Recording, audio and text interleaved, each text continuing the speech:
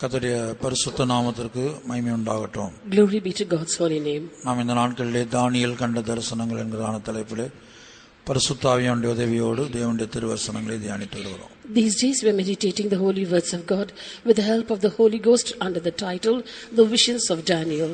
தானியேல் 7ஆம் அதிகாரம் முதல் 4 வசனங்களை வாசிப்போம். Daniel chapter 7, the first 4 verses. Babylon ராஜாவாகிய பெல்சாத்சாரின் முதலாம் வருஷத்திலே தானியேல் ஒரு சொப்பனத்தையும் தன் படுக்கையின் மேல் தன் தலையில் தோன்றின தரிசனங்களையும் கண்டான். பின்பு அவன் அந்த சொப்பனத்தை எழுதி காரியங்களின் தொகையை விவரித்தான். தானியேல் சொன்னது, ராத்திரி காலத்தில் எனக்கு உண்டான தரிசனத்திலே நான் கண்டது என்னவென்றால், இதோ வானத்தின் 4 காற்றுகளும் பெரிய சமுத்திரத்தின் மேல் அடித்தது. அப்பொழுது வெவ்வேறு ரூபமுள்ள 4 பெரிய மிருகங்கள் சமுத்திரத்திலிருந்து எழும்பின. முந்தினது சிங்கத்தை போல இருந்தது, அதற்கு கழுகின் செட்டைகள் உண்டாயிருந்தது. நான் பார்த்து கொண்டிருக்கையில் அதன் இறகுகள் பிடுங்கப்பட்டது. அது தரையிலிருந்து எடுக்கப்பட்டு மனுஷனைப் போல 2 காலின் மேல் நிமிர்ந்து நிற்கும்படி செய்யப்பட்டது. மனுஷ இருதயம் அதற்கு கொடுக்கப்பட்டது. In the first year of Belshazzar, king of Babylon, Daniel had a dream and visions of his head upon his bed. Then he wrote the dream and told the sum of the matters. Daniel spake and said, I saw in my vision by night, and behold, the 4 winds of the heaven strove upon the great sea, and 4 great beasts came up from the sea, diverse one from another. The first was like a lion and had eagle's wings. I beheld till the wings thereof were plucked, and it was lifted up from the earth, and made stand upon the feet as a man, and a man's heart was given to it. தானியேல் 4 வித்தியாசமான ரூபமுள்ள மிருகங்களை சமுத்திரத்திலிருந்து எழும்பி வந்ததாக தரிசனத்தில் காண்கிறார். Daniel in his vision saw 4 diverse beasts come up from the sea. முதலாவது மிருகம் சிங்கத்தை போல் காணப்பட்டது. The first beast was like a lion. அது பாபிலோன் சாம்ராஜ்யத்தை வெளிப்படுத்துகிறது. It shows the Babylonian empire. அதற்கு கழுகின் செட்டைகள் கொடுக்கப்பட்டது. It had eagle's wings. அது பாபிலோன் ராஜ்யம் எவ்வளவு வேகமாக துரிதமாக இந்த பூமியிலே இந்த உலகத்திலே ஒரு சாம்ராஜ்யமாக மாறினது, கழுகின் வேகத்தோடு, அந்த அளவுக்கு வேகத்தோடு அது மாறினது என்பதை காட்டுகிறது. It shows how the Babylonian kingdom quickly and fastly became a Babylonian empire similar to the speed of an eagle. அதன் இறகுகள் பிடுங்கப்பட்டது. Its wings were plucked off. இது எவ்வளவு துரிதமாக பாபிலோன் ராஜ்யம் ஒரு சாம்ராஜ்யமாக கர்த்தரால் மாறினதோ அவ்வளவு துரிதமாக அந்த சாம்ராஜ்யம் கர்த்தரால், அதே கர்த்தரால் இருந்த இடம் தெரியாமல் மாறி போனது. This shows as quickly as the Babylonian kingdom became a Babylonian empire with the help of God, with that same speed and quickness, that Babylonian empire came to naught. கர்த்தருடைய பரிசுத்த நாமத்துக்கு மகிமை உண்டாகட்டும். Glory be to God's holy name. அப்ப நாம் இங்கே பார்க்கும்போது இந்த பாபிலோன் சாம்ராஜ்யத்தினுடைய வீழ்ச்சிக்கான காரணங்களை நாம் இந்த நாட்களிலே தியானித்து வருகிறோம். These days we are meditating the reasons for the downfall of the Babylonian empire. ஏனென்றால் தானியேல் கண்ட தரிசனத்தில் சிங்கத்துக்கு விற்பாடு கரடிக்கொப்பான ஒரு மிருகம் சமுத்திரத்திலிருந்து எழும்பி வந்ததாக காண்கிறார். For in Daniel's vision, after the lion he saw a bear come out of the sea. அந்த கரடிக்கொப்பான அந்த மிருகம் என்பது மேதியா பெர்சியா சாம்ராஜ்யத்தை காட்டுகிறது. The beast which was like a bear shows the Medo-Persian empire.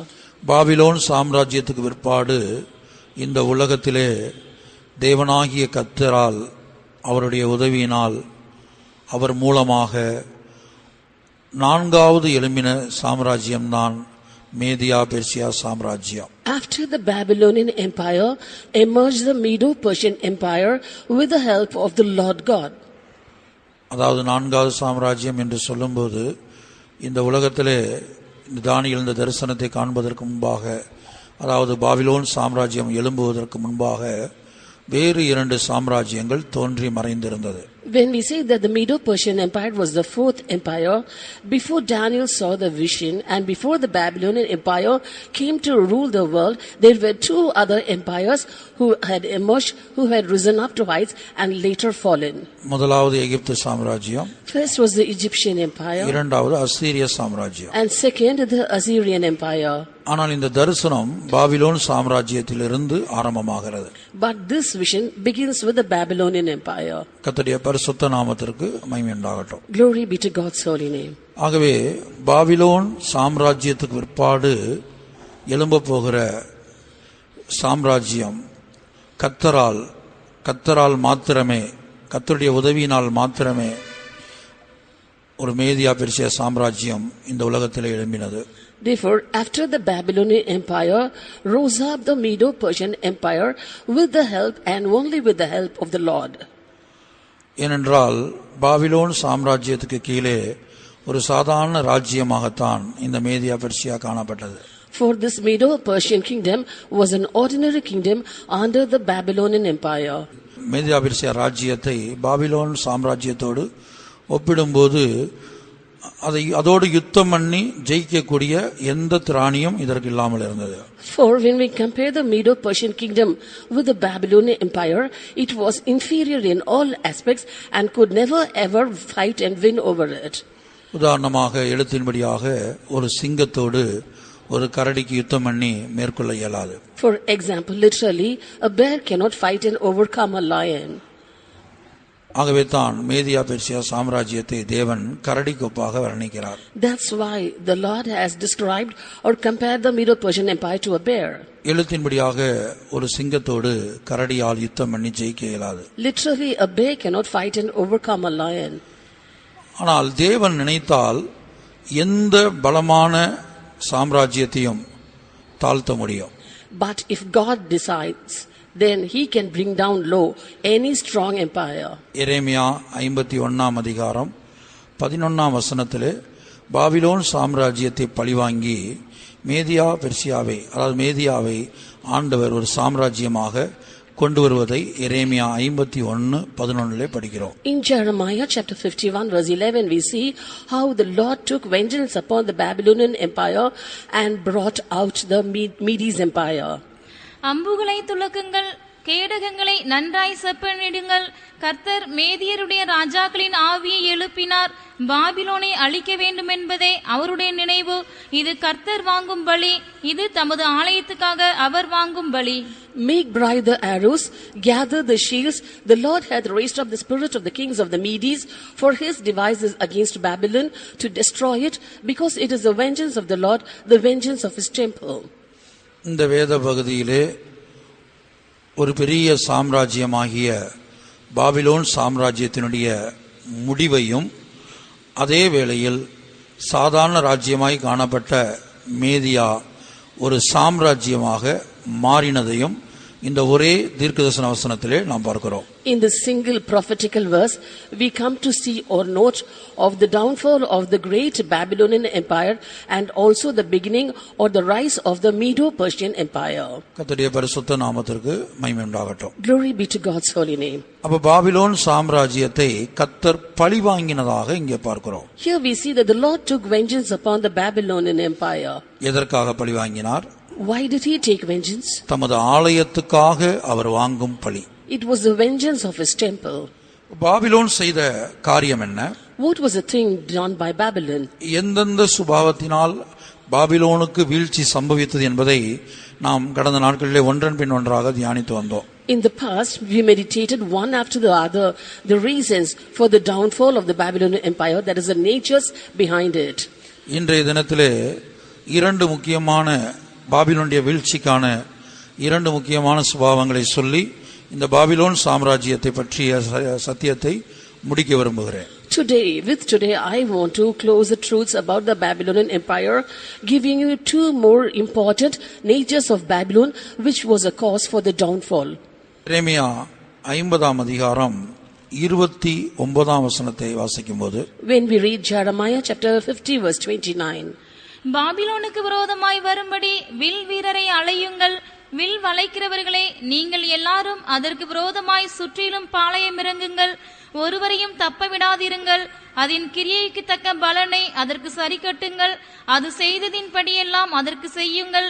அது இஸ்ரவேலின் பரிசுத்தராகிய கர்த்தருக்கு விரோதமாக இடும்பு செய்தது.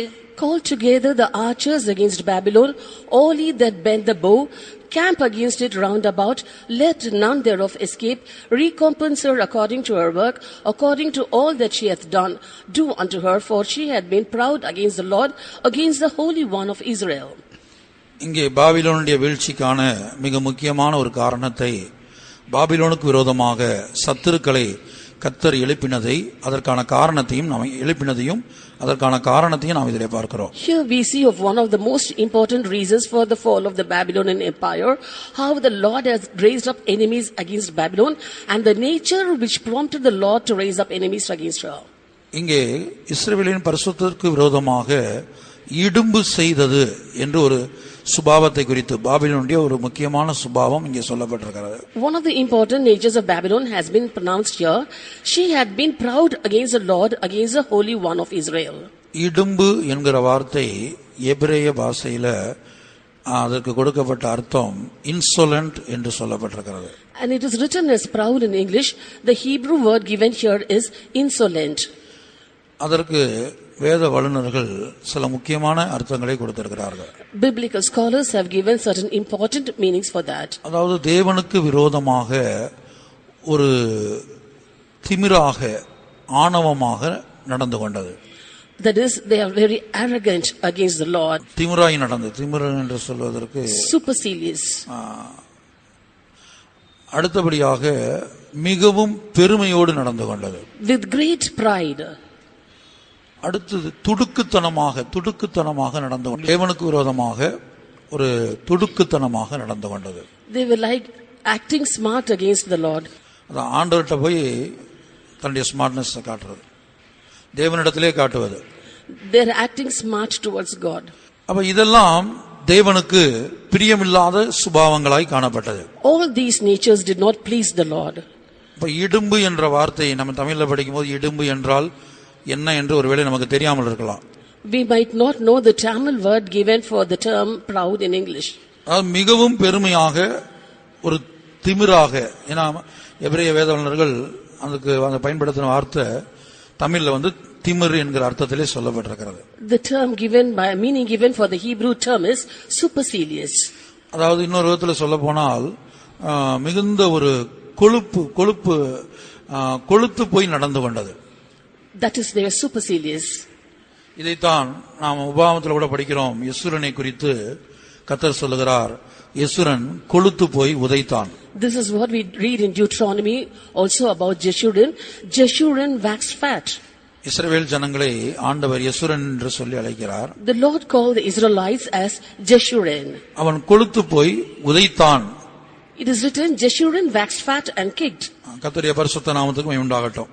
Glory be to God's holy name. அதாவது தேவனுடைய காரியங்களை உதைப்பது. That is kicking the things concerning God.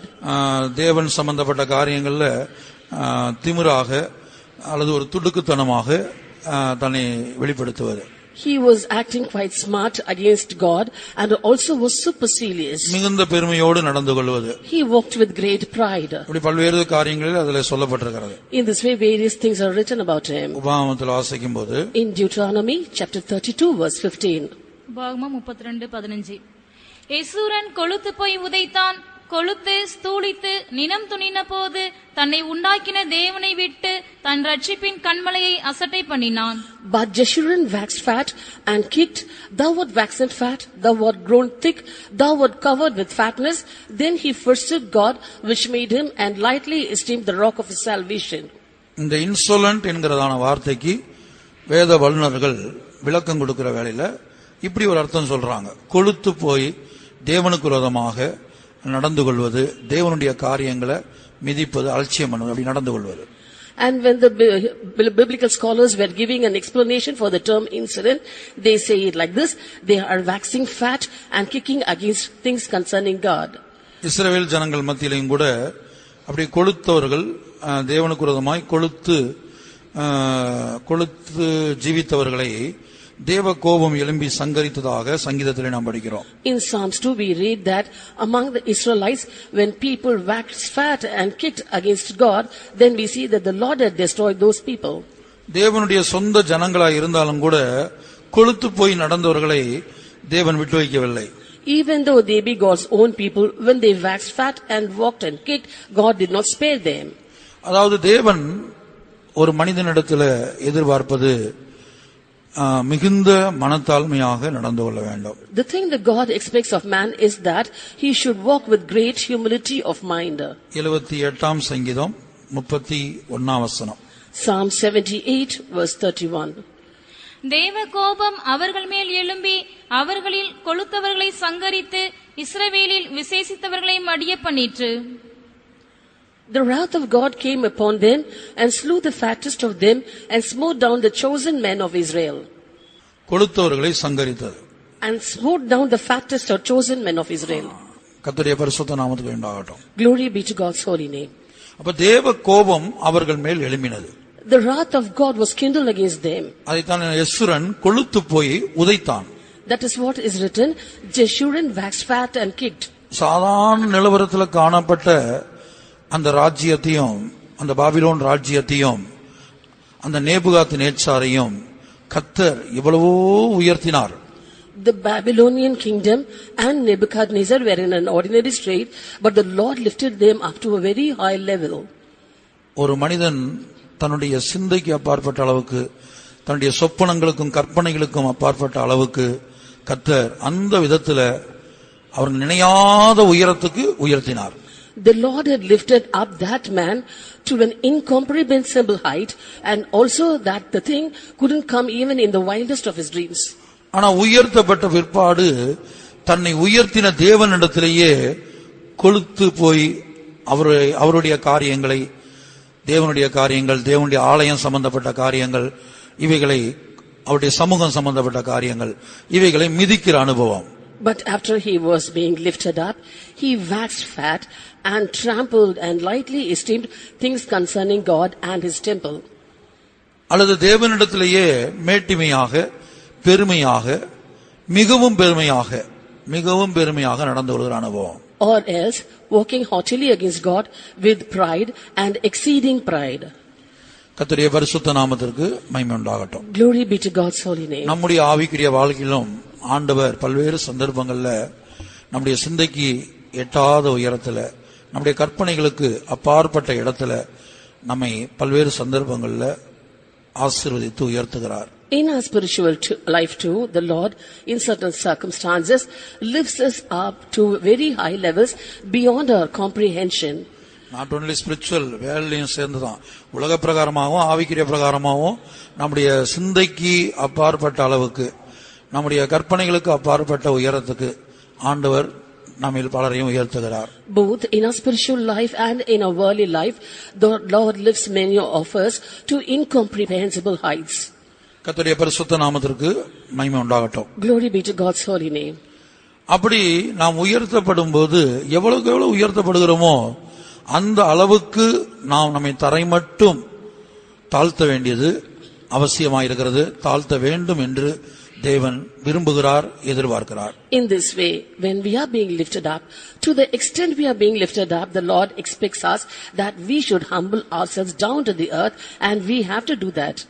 பொதுவாக ஒரு மனிதன் தாழ்மையான நிலவரத்திலிருந்து உயர்த்தப்படும் போது, generally when a man is lifted from a low estate, தன்னுடைய உயர்த்தப்பட்டதான அனுபவத்தை சக மனிதர்களிடத்துல, மற்ற மனிதர்களிடத்துல அவன் அதை வெளிப்படுத்தக்கூடியவனாய், காண்பிக்கக்கூடியவனாய் இருக்கிறான்.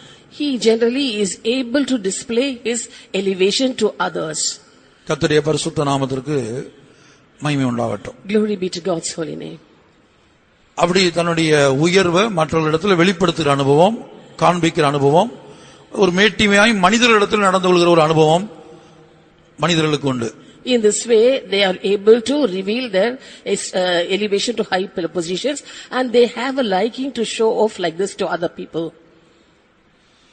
ஆனால் சிலருடைய ஜீவியத்தில் மனிதர்களிடத்தில் மாத்திரமல்ல, உயர்த்தப்பட்ட பிற்பாடு அந்த மேட்டிமையை தேவனிடத்திலே காட்டுகிற அனுபவம் இருக்கிறது.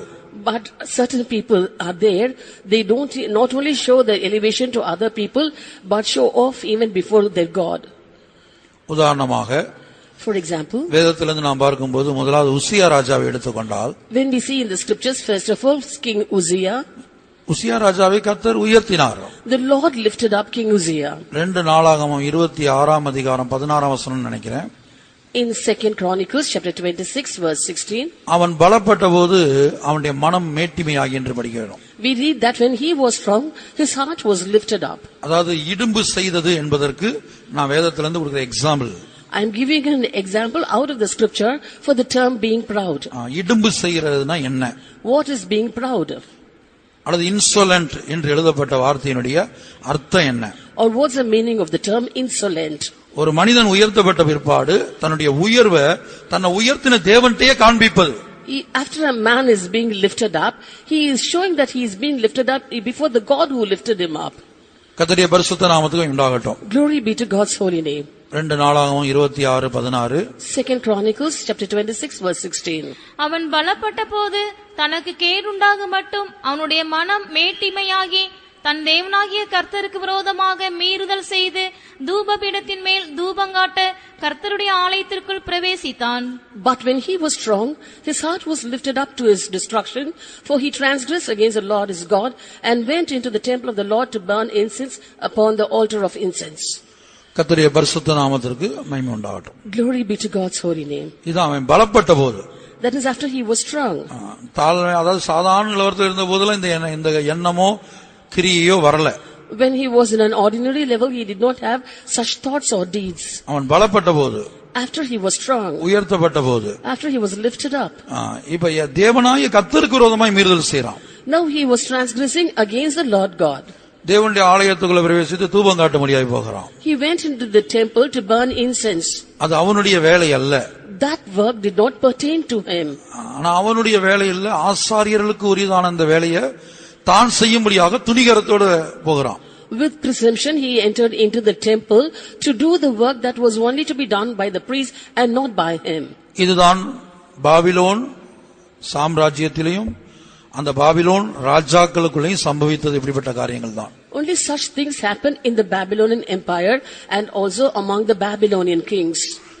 உசியா என்பவன் தேவனால் அபிஷேகம் பண்ணப்பட்ட ஒரு ராஜா.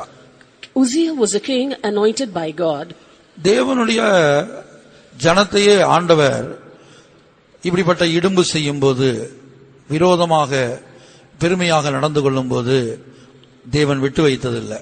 When the people of God walked with pride and did certain things by pride, the Lord did not spare them. அதைத்தான் உசியாவுடைய ஜீவியத்தில் குஷ்டரோகம் வந்ததாக நாம் பார்க்கிறோம். That's what we see in the life of King Uzziah. He was afflicted with leprosy. அவன் தம்முடைய பிள்ளையா இருந்தாலும் தேவன் அவன் மேல் ஒரு நியாய தீர்ப்பை கொண்டு வந்தார். Even though he was his child, the Lord brought a judgment upon him. அதுபோலதான் இஸ்ரவேல் ஜனங்களுக்குள்ள குறித்து படிக்கும்போது கொளுத்தவர்கள் மேல் அந்த தேவனுடைய கோபம் எழும்பி அவர்களை சங்கரித்தது என்று படித்தோம். Similarly also when we read about the Israelites, when they were made fat, the wrath of the Lord was kindled against them and he smote them. அப்படியானால் புறஜாதி ராஜாவாகிய நேபுகாத் நேச்சார் எந்த அளவு மனத்தாழ்மையாய் நடந்திருக்க வேண்டும்? If that be so, King Nebuchadnezzar, who was a Gentile king, how much should he have humbled himself? அவன் மாத்திரமல்ல, அவனுடைய பிள்ளைகளும் கூட அவன் மனத்தாழ்மையோடு வளர்த்திருக்க வேண்டும். Not only himself, but he should have brought up his children also in a humble manner. எந்த நிலவரத்திலிருந்து கர்த்தர் தன்னை தூக்கி எடுத்து உயர்த்தினார் என்பதை அவன் ஒருபோதும் மறந்திருக்க கூடாது. Never should he have forgotten the state or the level from where the Lord had lifted him up. ஆகவே அவன் இஸ்ரவேலின் பரிசுத்தத்திற்கு விரோதமாக அந்த பாபிலோன் இடும்பு செய்யக்கூடியதாய் காணப்பட்டது. Therefore the Babylon had done proudly against the Holy One of Israel. Babylon என்று சொல்லும்போது அந்த பாபிலோனை ஆளுகை செய்த அந்த ராஜாக்கள். When we say of Babylon, the kings who ruled Babylon. கர்த்தருடைய பரிசுத்த நாமத்திற்கு மகிமை உண்டாகட்டும். Glory be to God's holy name. அப்ப தனக்கு விரோதமாக அவர்கள் மேட்டிமையாய் நடந்து கொண்டபோது, when they walked with pride against him, தேவன் அவர்களுக்கு விரோதமாக யுத்தம் செய்யும்படியாக சத்துருக்களை எழுப்புகிறார். The Lord raised up enemies to fight against them. இப்ப எழுத்தின்படியே நாம் பார்க்கும்போது இங்கே ஒரு சிங்கத்தை, பாபிலோன் சாம்ராஜ்யத்தை ஒரு சிங்கத்துக்கு ஒப்பாக தேவன் தரிசனத்திலே காண்பித்திருக்கிறார். Literally the Lord had revealed unto Daniel in a vision the Babylonian empire similar to that of a lion. ஆனா அதே வேளையில் அந்த பாபிலோன் சாம்ராஜ்யத்தை ஜெயித்து அடுத்து ராஜ்யத்திலே ஆதிக்கத்தில் வந்தது, ஆளுகையில் வந்தது கரடிக்கொப்பான மிருகமாகிய Media Persia. At the same time, the Medo-Persian empire was an empire who fought against Babylon and took off the rules or the reins from them, and it was like the bear. அப்ப கரடிக்கு வந்து சிங்கத்தோட யுத்தம் பண்ணி ஒருபோதும் ஜெயிக்க முடியாது. Never ever can the bear fight against a lion and overpower it.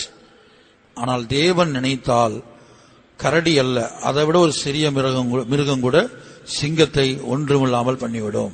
But if God thinks not just a bear, but another animal which is inferior to a bear too can fight against the lion and overpower it. கர்த்தருடைய பரிசுத்த நாமத்திற்கு மகிமை உண்டாகட்டும். Glory be to God's holy name. ஆகவே தேவன் என்ன செய்தார்? Therefore what did the Lord do? இந்த சிங்கத்தை போன்று பலமான ராணுவம், பலமான வீரர்கள், பலமான ஆயுதங்கள், எத்தனையோ பல்வேறு விதமான ஆயுதங்களை உடைய அந்த பாபிலோன் சாம்ராஜ்யத்தை சாதாரண ராஜ்யமாய் காணப்பட்ட மேதியா அந்த போர் சேவகர்கள் ஜெயிக்கும்படியாக கர்த்தர் செய்தார். The Babylonian empire had a very strong army, mighty soldiers and also weapons of warfare, but the Medo-Persian empire that inferior in all aspects, but the Lord helped the Medo-Persian empire to fight against the Babylonian empire and to overcome it. அதற்காக கர்த்தர் செய்தது என்ன? What did the Lord do for that? அந்த சிங்கத்தை போல பலமுள்ள அந்த Babylon வீரர்கள், பாபிலோன் அந்த ராணுவத்தில் உள்ள யுத்த வீரர்கள், அவர்களை யுத்தம் பண்ண முடியாத அளவுக்கு பேடிகளாய் மாறக்கூடிய அளவுக்கு தேவன் மாற்றினார். The Babylonian soldiers were strong and mighty like a lion, but the Lord made them to behave like women so that they were not able to go and fight the battle. உலக பிரகாரமாக ஒரு பலம் வாய்ந்த ஒரு மனிதன் குடித்து வெறித்து நிதானத்தை இழந்திருந்தான்னா ஒரு சின்ன பையன் அவன் என்ன செய்யலாம், கீழே தள்ளி விட்டு அடிச்சிடலாம். Generally, even a strong man, if he is been drunk with alcoholic beverages and in an inebriated condition, even a small boy can push him down. அதுபோலதான் பாபிலோனுக்கு சம்பவித்தது. This is the thing that happened to Babylon. அவர்கள் எல்லாரும் குடித்து வெறித்து நிதானத்தை இழந்திருந்தார்கள். They were in a drunken booze and inebriated, and now they were not steady. சிங்கத்தை போன்றவர்கள் தான். They were like lions. சிங்கத்தை போன்ற சாம்ராஜ்யம், An empire like a lion, சிங்கத்தை போன்ற ராணுவம், army like a lion. அப்படிப்பட்ட பாபிலோன், Such a Babylon. தேவன் என்ன செய்தார்? What did the Lord do? அவர்கள் குடித்து வெறித்து அந்த யுத்த வீரர்கள், போர் சேவகர்கள் எல்லாரும், பிரபுக்கள், மந்திரிமார்கள் எல்லாரும், ராஜா முதற்கொண்டு எல்லாரும் குடித்து வெறித்து தங்களுடைய நிதானத்தை இழந்திருக்கத்தக்கதாக அந்த ஒரு சூழ்நிலைக்கு கர்த்தர் கொண்டு வந்தார். The Lord brought a situation or a circumstance for the Babylonian empire where all the soldiers, the king, the nobles, the princes and everyone in the Babylonian empire were in a drunken booze and in a drunken high and inebriated so that they could not go to fight. அப்ப கரடியை போல சாதாரண மிருகமாகிய அந்த கரடியை போன்ற ராணுவம், அந்த Media soldiers, அந்த போர் சேவர்கள் போய் அந்த சிங்கத்தை போன்ற பலமான அந்த ராணுவத்தை வீழ்த்தி விட்டார்கள். Therefore the Medo-Persian empire, which is compared to a bear, the army compared to a bear and the soldiers compared to a bear, they went and fought with the Babylonian empire, which was like a superior lion to them and toppled them. ஏனென்றால் அவர்களுக்கு திருப்பி தாக்கக்கூடிய அந்த பலன், திருப்பி யுத்தம் பண்ணக்கூடிய அந்த சக்தி அது இல்லாமல் இருந்தது. For they did not have the strength or the stamina to fight back. எரேமியா 51:30 இதை நாம் படிக்கிறோம். We read this in Jeremiah chapter 51 verse 30. பாபிலோனின் பராக்கிரமசாலிகள் யுத்தம் பண்ணாமல் கோட்டைகளில் இருந்து விட்டார்கள். அவர்கள் பராக்கிரமம் அழிந்து பேடிகளானார்கள். அதன் வாசஸ்தலங்களை கொளுத்தி போட்டார்கள். அதன் தாழ்பால்கள் உடைக்கப்பட்டது. The mighty men of Babylon have forborne to fight. They have remained in their holes. Their might hath failed. They became as women. They have burned their dwelling place. Her bars are broken. சிங்கத்தை போன்ற பராக்கிரமசாலிகள் தான். They were mighty men like lion. பாபிலோனின் பராக்கிரமசாலிகள். The mighty men of Babylon. யுத்தம் பண்ணாமல் கோட்டைகளில் இருந்து விட்டார்கள். They have forborne to fight and have remained in their holes. அவர்களுடைய பராக்கிரமம் அழிந்து பேடிகளாய் மாறிவிட்டார்கள். Their might hath failed. They became as women. கர்த்தருடைய பரிசுத்த நாமத்துக்கு உண்டாகட்டும். Glory be to God's holy name. அப்படி அவர்கள் குடித்து வெறித்து இருந்தபோது இந்த மேதிய ராணுவம், மேதிய போர்ச்சவர்கள் போய் சுலபத்திலே அவர்களை மேற்கொண்டு ராஜ்யத்தை கைப்பற்றினார்கள். In this way, when they were drunk and inebriated, the Medo-Persian empire went and fought with them and very easily took over. இப்படி பாபிலோன் சாம்ராஜ்யம் முடிவுக்கு வருவதற்கு 2 முக்கியமான காரணங்கள். கடைசியாக Finally, 2 important reasons for the downfall or the end of the Babylonian empire. ஒன்று, நாம் ஏற்கனவே பார்த்தபடி அது இஸ்ரவேலின் பரிசுத்தருக்கு விரோதமாக இடும்பு செய்தது. First, as we already saw, it was proud against the Lord God, the Holy One of Israel. அது செய்த இடும்பு என்ன தெரியுமா? What was the work of pride that it did? Belshazzar ராஜாவுடைய நாட்கள்ல In the days of King Belshazzar, அவன் தேவனுடைய ஆலயத்தின் பாத்திரங்களை கொண்டு வர செய்து he made the vessels of the temple of God to be brought, எவ்வளவு மேட்டிமையாக கர்த்தருக்கு விரோதமாக மேட்டிமையாக நடந்து கொண்டான். and he walked with pride against the Lord. அந்த தேவனுடைய ஆலயத்தின் பாத்திரத்துல And in the vessels of the temple of God, தானியேல் 5ஆம் அதிகாரம் 22-23 வசனங்கள். Daniel chapter 5 verses 22 and 23. அவருடைய குமாரனாகிய பெல்சாத்சார் என்னும் நீரோவென்றால் இதையெல்லாம் அறிந்திருந்தும் உமது இருதயத்தை தாழ்த்தாமல் பரலோகத்தின் ஆண்டவருக்கு விரோதமாக உம்மை உயர்த்தினீர். அவருடைய ஆலயத்தின் பாத்திரங்களை உமக்கு முன்பாக கொண்டு வந்தார்கள். நீரும் உம்முடைய பிரபுக்களும் உம்முடைய மனைவிகளும் உம்முடைய வைப்பாட்டிகளும் அவைகளில் திராட்சரசம் குடித்தீர்கள்.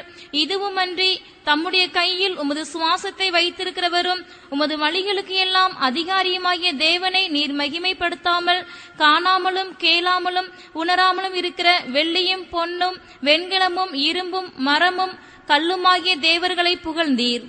And thou his son, O Belshazzar, hast not humbled thine heart, though thou knewest all this, but hast lifted up thyself against the Lord of heaven, and they have brought the vessels of his house before thee, and thou and thy lords, thy wives, and thy concubines have drunk wine in them, and thou hast praised the gods of silver and gold, of brass, iron, wood, and stone, which see not, nor hear, nor know, and the God in whose hand thy breath is, and whose are all thy ways, hast thou not glorified. இந்த வசனத்திலே எவ்வளவு தெளிவாக எழுதப்பட்டிருக்கிறது. It's very clearly written in this verse. இதான் இஸ்ரவேலின் பரிசுத்தருக்கு விரோதமாக இடும்பு செய்த அனுபவம். This is the experience of walking proudly against the Holy One of Israel. தேவனுக்கு தன்னை உயர்த்தின தேவனிடத்திலே தன்னை உயர்த்துவது. He was lifting himself up before that God who lifted him up. தன்னை உயர்த்தின தேவனிடத்திலேயே மேட்டிமையாய் கொழுத்து போய் நடந்து கொள்வது. Walking with pride and walking with fatness against the God who lifted him up. அதைத்தான் நாம் இங்கே பார்க்கிறோம். உமது இருதயத்தை தாழ்த்தாமல் என்று சொல்கிறோம். And that is what is written here. You have not humbled your heart. மேலுள்ள வசனங்கள்ல உன்னுடைய தகப்பன் மேல வந்த நியாய தீர்ப்பை, உன் தகப்பனாகிய நேபுகாத் நேச்சார் மேல நீ வந்த நியாய தீர்ப்பை அறிந்திருந்த போதும், and in the preceding verse is written, even though you have known the judgment that came upon your father Nebuchadnezzar, பெருமையாய் நடந்த உன் தகப்பனுக்கு உன் சொந்த குடும்பத்துல அவனை எப்படி கர்த்தர் மிருகமாய் மாற்றினார் என்பதை நீ அறிந்திருந்தும் அப்படின்னு சொல்றார் தானியேல். And here he says, Daniel says, even though you know what had happened to your father who walked with pride. அதைத்தான் 22ஆம் வசனத்துல படித்திருந்தோம். That's what we read in verse 22. அதுக்கு மேலுள்ள வசனங்கள்ல எப்படி நேபுகாத் நேச்சாரை உன்னுடைய தகப்பனை தேவனாகிய கர்த்தர் தாழ்த்தினார், மிருகமாய் மாற்றினார். In the preceding verses it is written how his father Nebuchadnezzar was humbled by the Lord God and how he was made into a beast. அதை நீ அறிந்திருந்தும், knowing that, நீ உன்னை தாழ்த்தவில்லை, உன் இருதயத்தை தாழ்த்தவில்லை. you have not humbled thine heart. இன்றைக்கு நம்முடைய வாழ்க்கையிலும் பெருமையாய் நடந்த எத்தனையோ பேர் இருந்திடம் தெரியாமல் கர்த்தரால் தாழ்த்தப்பட்டதை நாம் கண்களால் கண்டிருக்கிறோம், காதுகளால் கேள்விப்பட்டிருக்கிறோம். Even in our days, we have seen many people who had walked with pride. The Lord had brought them to naught, and now we are not able to find them. We have seen with our eyes and heard with our ears. ஆனாலும் பல்வேறு சந்தர்ப்பங்களில் நாம் நம்முடைய இருதயத்தை தாழ்த்துவதில்லை. But yet, in many circumstances, we fail to humble our heart. பெல்சாத்சாரை பார்த்து சொல்லுகிறான், உன் தகப்பன் மிருகமாய் மாற்றப்பட்டதையும் கர்த்தர் அவர் மேல் கொண்டு வந்த நியாய தீர்ப்பையும் உன் சொந்த குடும்பத்தில் நடந்த காரியங்களை நீ அறிந்திருந்தோம். Looking unto Belshazzar, he says, knowing how the Lord had humbled your father, made him a beast, and also the judgment which has come upon your family. உமது இருதயத்தை நீர் தாழ்த்தவில்லை. You have not humbled your heart. பரலோகத்தின் ஆண்டவருக்கு விரோதமாக உம்மை உயர்த்தினீர். You have lifted yourself up above the God of heaven. அதுதான் இடும்பு என்கிறதுடைய அர்த்தம். That's the meaning of the term proud. தேவனுக்கு மனிதனுக்கு விரோதமாக உயர்த்தி நடக்கிறது ஒரு அனுபவம். There is an experience of lifting up the heart before men. மனுஷர்களிடத்தில் நம்முடைய பெருமையை காண்பித்து பெருமையாய் பேசி பெருமையாய் நடந்து கொள்றது ஒரு அனுபவம். There is an experience of walking with pride and showing off our pride nature and also speaking with pride before men. இந்த இடும்புக்கு வார்த்தை மற்றொரு அர்த்தம் மிகவும் பெருமை. And another meaning for this proud is exceeding proud. அந்த மிகவும் பெருமை என்பது என்ன? What is being exceeding proud? தன்னை உயர்த்தின தேவனிடத்திலேயே பெருமையாய் நடந்து கொள்வது. Walking with pride against the God who had lifted them. அதான் இடும்பு என்பது. That is proud. கர்த்தருடைய பரிசுத்த நாமத்திற்கு மகிமை உண்டாகட்டும். Glory be to God's holy name. சக மனிதர்களிடத்துல, வேலைக்காரர்களிடத்துல, அல்லது அதிகாரிகளிடத்துல, பிரபுக்களிடத்துல, மற்ற மனிதர்களிடத்துல தன்னை உயர்த்துவது பெருமையாய் இருக்கிறது. Pride is lifting them up above other people, before the servants, before their superiors or boss, and before their colleagues. இது கர்த்தரிடத்திலே தன்னை உயர்த்துவது. Here lifting them up before God. அதான் இடும்பு. That is pride. அதைத்தான் இங்கே தானியேல் சொல்றார் 23ஆம் வசனத்துல. That's what Daniel says in verse 23. நீ மனிதனுக்கு விரோதமாக அல்ல, Thou hast not lifted thyself against men, பரலோகத்தின் ஆண்டவருக்கு விரோதமாக உம்மை உயர்த்தினீர். but hast lifted up thyself against the Lord of heaven. அவ எப்படி உயர்த்துறது? How to lift up? எப்படி உயர்த்தினான் இவன் தன்னை? How did he lift himself up? தேவனுடைய ஆலயத்தின் பாத்திரங்களை கொண்டு வந்து, Bringing the vessels of the temple of God, அதுல திராட்சரசத்தை வார்த்து, pouring wine in that, பிரபுக்கள், மந்திரிமார்கள், மனைவிகள், வைப்பாட்டிகள் எல்லாரும் சேர்ந்து குடிச்சு வெறிச்சாங்க. he, his lords, his princes, his wives and concubines together sat and drank wine in them. ஆவிக்குரிய பிரகாரமாக Spiritually, நம்முடைய வாழ்க்கையில் இது எதை வெளிப்படுத்துகிறது? what does this show in our life? 1 கொரிந்தியர் 3ஆம் அதிகாரம் 16ஆம் வசனத்தின்படி, According to 1 Corinthians chapter 3 verse 16, நாமே தேவனுடைய ஆலயம். we are the temple of God. நீங்கள் தேவனுடைய ஆலயமாய் இருக்கிறீர்கள் என்றும் தேவனுடைய ஆவி உங்களில் வாசமாய் இருக்கிறார் என்றும் அறியாதிருக்கிறீர்களா? அடுத்த வசனம், ஒருவன் தேவனுடைய ஆலயத்தை கெடுத்தால் அவனை தேவன் கெடுப்பார். தேவனுடைய ஆலயம் பரிசுத்தமாய் இருக்கிறது, நீங்களே அந்த ஆலயம். Know ye not that ye are the temple of God, and that the Spirit of God dwelleth in you?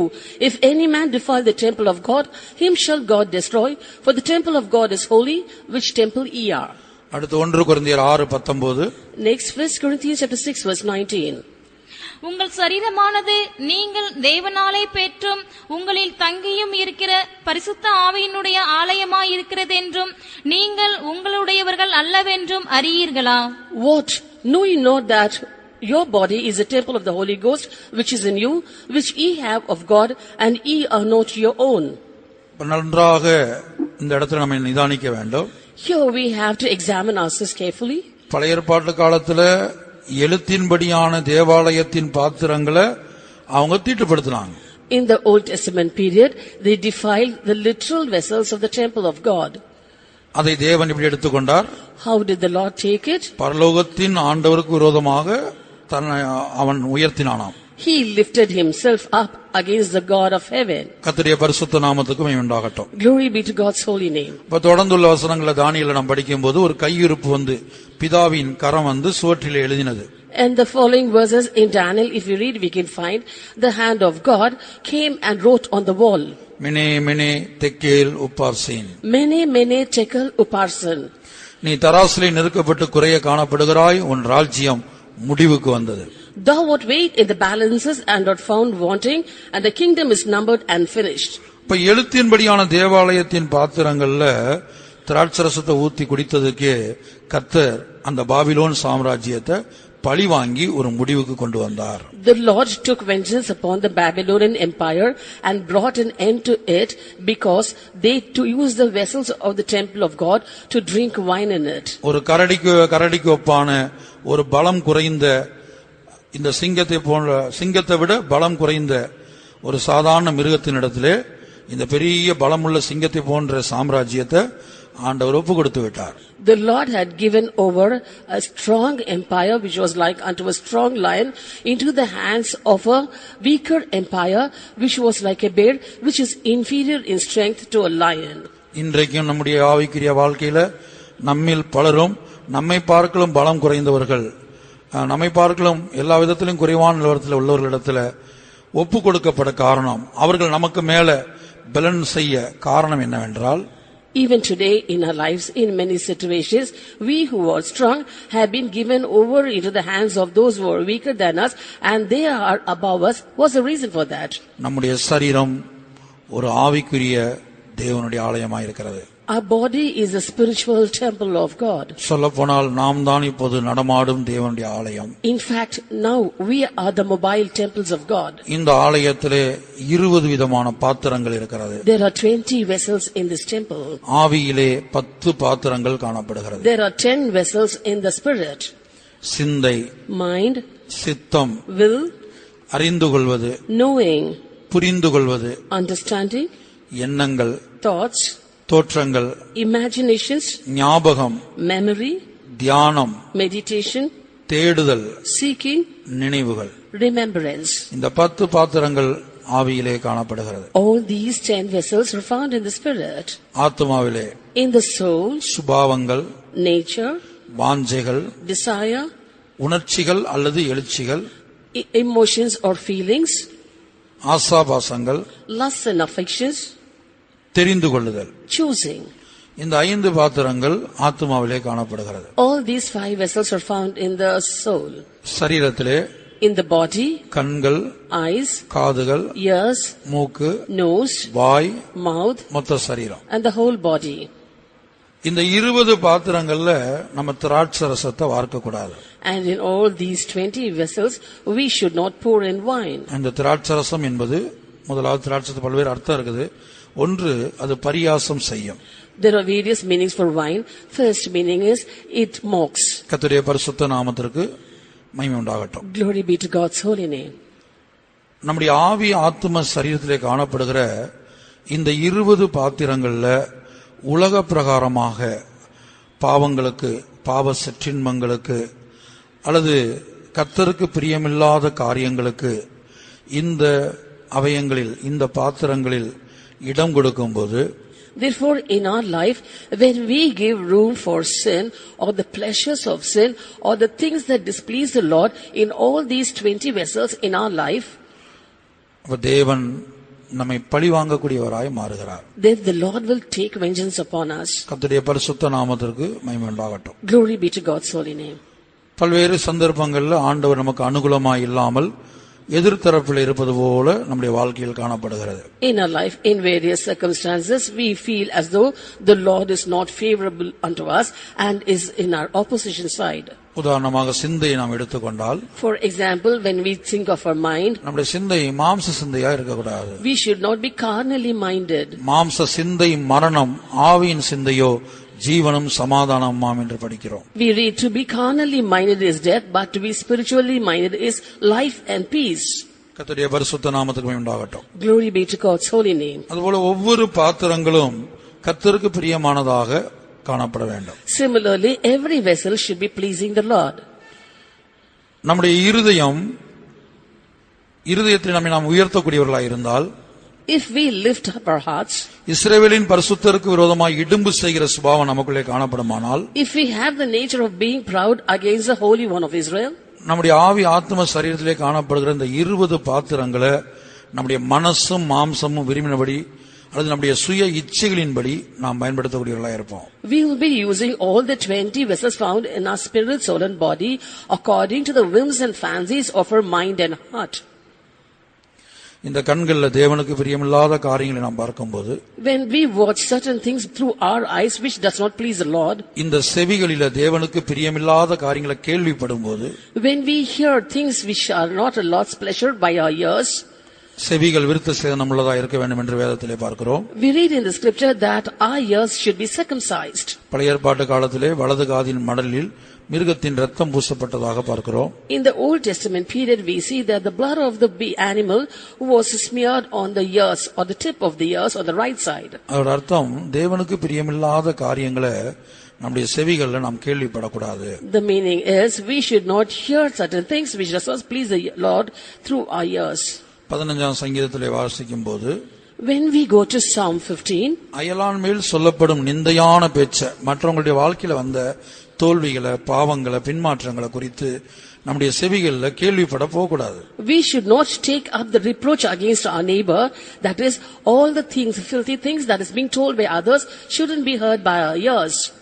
இந்த 15ஆம் சங்கீதத்தில் நாம் பார்க்கும்போது, When we read Psalm 15, முதல் 4 வசனங்கள், first 4 verses, கர்த்தாவே, யார் உம்முடைய கூடாரத்தில் தங்குவான்?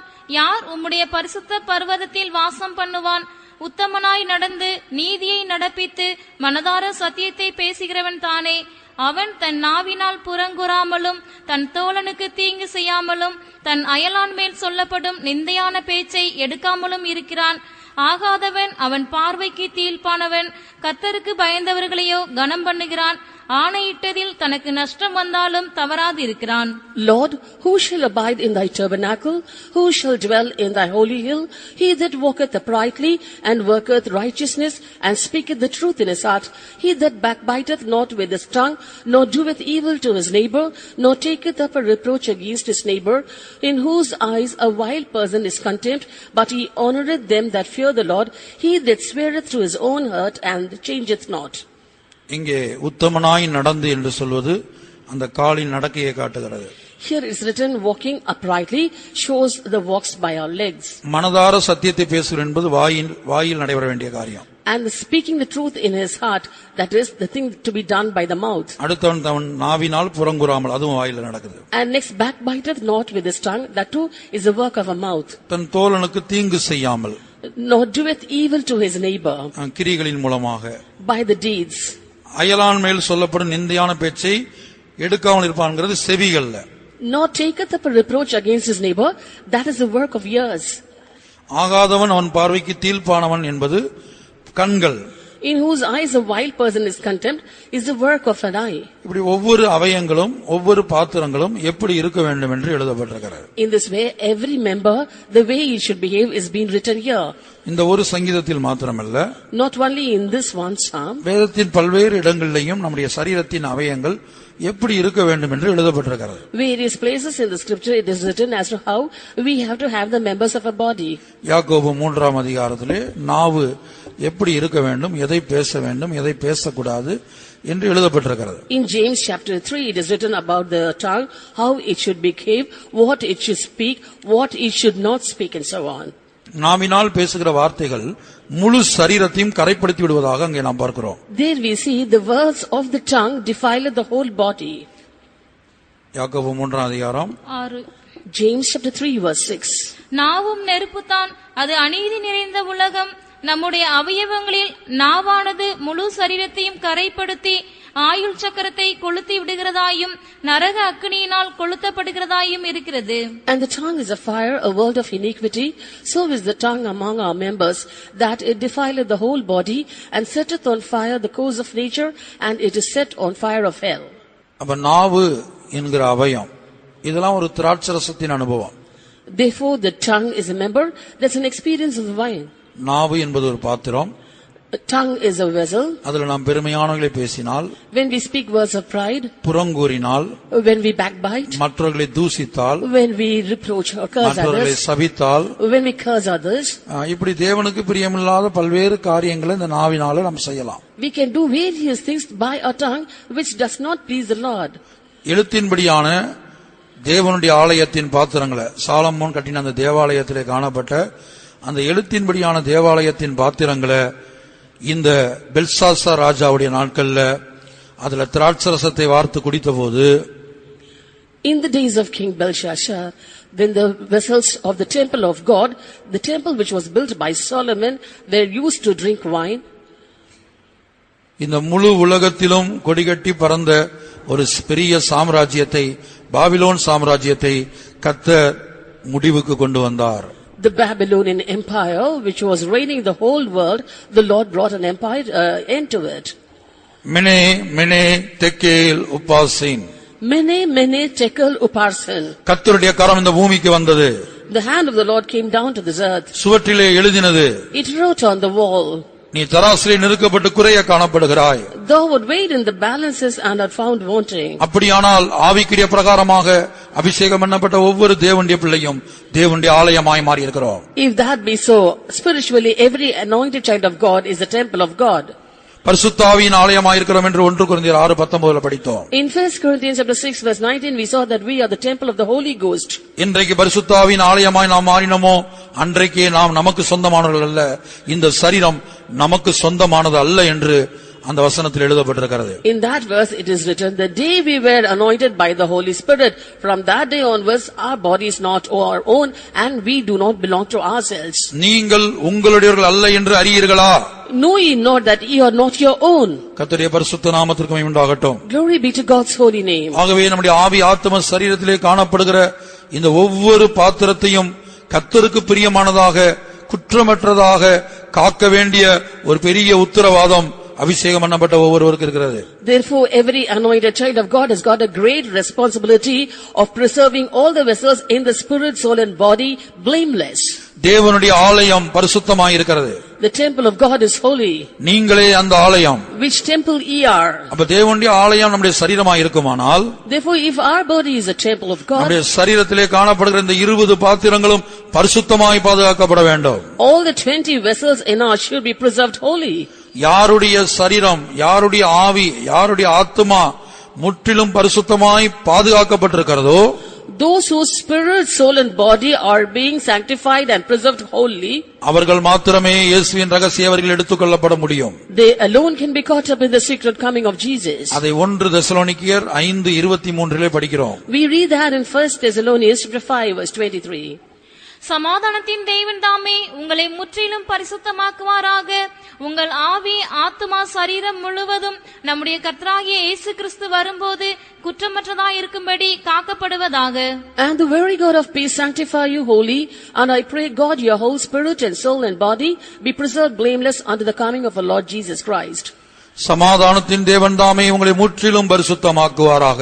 The very God of peace sanctify you wholly. உங்கள் ஆவி, ஆத்தும, சரீரம் நம்முடைய கர்த்தராகிய இயேசு கிறிஸ்து வரும்போது குற்றமற்றதாயிருக்கும்படி காக்கப்படுவதாக. And I pray God your whole spirit and soul and body be preserved blameless unto the coming of our Lord Jesus Christ. அப்ப நம்முடைய ஆவி, ஆத்தும, சரீரத்திலே முற்றிலும் பரிசுத்தம்.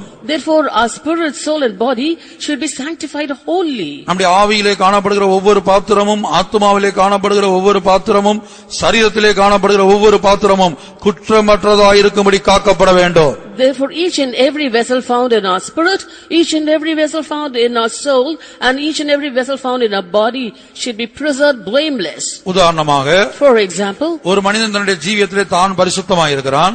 a man in his life is holy. கிரியைகளில் அவன் எந்த ஒரு பாவத்தையும் அவன் பண்ணவில்லை. he hasn't sinned in his deeds. தன்னுடைய ஜீவியத்தை அவன் பரிசுத்தமாக காத்துக்கொண்டான். he has preserved his life holy. அதே வேளையில் at the same time, மற்றவருடைய வாழ்க்கையில் உள்ள பாவத்தை பார்க்கிறான் என்று வைத்துக் கொள்வோம். suppose he looks or peeps into the sin in the life of others. அப்ப இவன் தன்னுடைய பரிசுத்தத்தை இழந்து விடுகிறான். then he loses his holiness. இவனுடைய பரிசுத்தத்தை தேவன் ஒரு பரிசுத்தமாக கணக்கிடுவதில்லை. then the Lord does not count his holiness as being holy. ஏன்னா இன்றைக்கு அநேக தங்களுடைய ஜீவியத்தில் அவர்கள் பரிசுத்தமாக இருக்கக்கூடும். for many might be holy in their own lives. அவர்கள் பாவம் செய்யாதவர்களாய் இருக்கலாம். they might not be sinning. தங்களை கரப்படுத்திக் கொள்ளாதவர்களாய் இருக்கலாம். they might not be staining themselves. கிரியைகளின் பாவம் அவங்க வாழ்க்கையில் இல்லாமல் இருக்கலாம். there won't be any deeds of sin in their life. ஆனா அதே வேளையில மற்ற மனிதர்களுடைய வாழ்க்கையை எட்டி பார்த்து அவங்க ஜீவியத்தில் உள்ள பாவத்தை பார்த்து விட்டால், at the same time, if they look into the life of others and look the sins they have committed, அப்ப இந்த கண்கள் பரிசுத்தத்தை இழந்து விடுகிறது. then these eyes lose the holiness. கர்த்தருடைய பரிசுத்த நாமத்துக்கு மகிமை உண்டாகட்டும். glory be to God's holy name.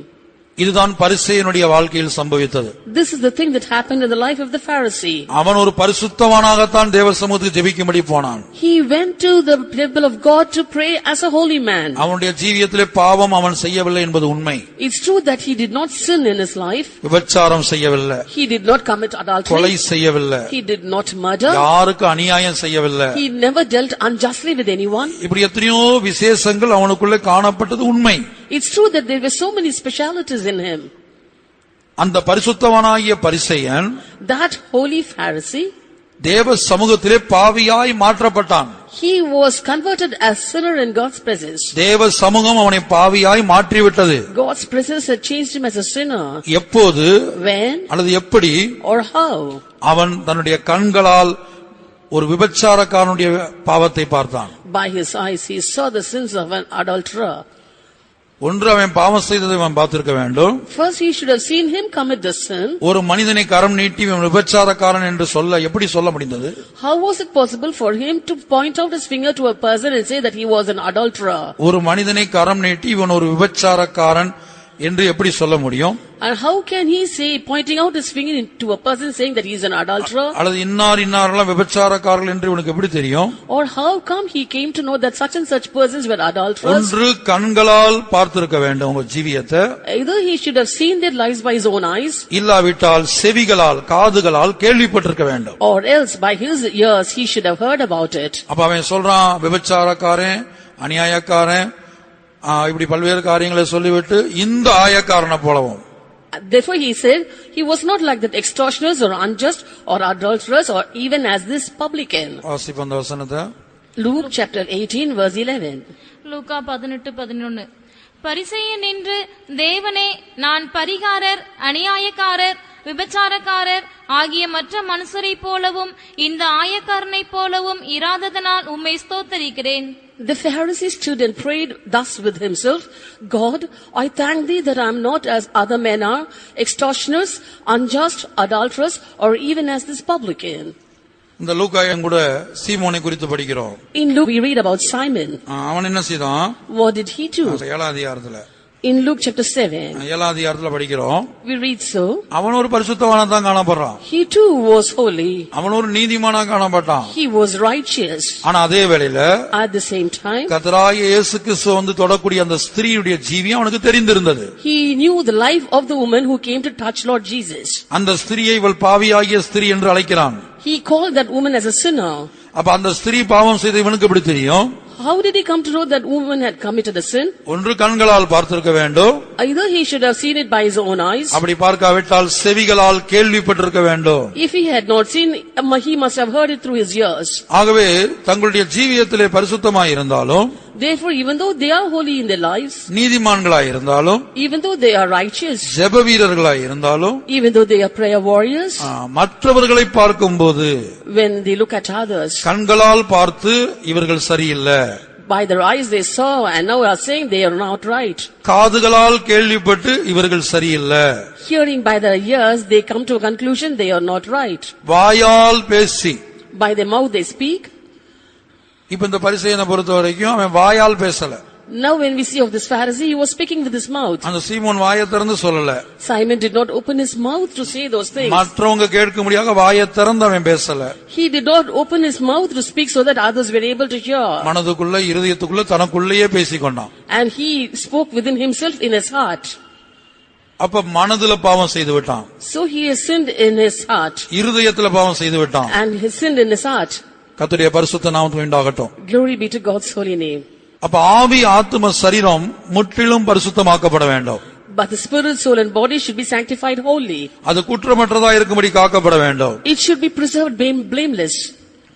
லூக்கா 7ஆம் அதிகாரம் 39. Luke chapter 7 verse 39. அவரை அழைத்த பரிசேயன் அதை கண்டபோது, இவர் தீர்க்கதரிசியாயிருந்தால் தம்மை தொடுகிற ஸ்திரீ இன்னாள் என்றும் இப்படிப்பட்டவள் என்றும் அறிந்திருப்பார், இவள் பாவியாயிருக்கிறாளே என்று தனக்குள்ளே சொல்லிக் கொண்டான்.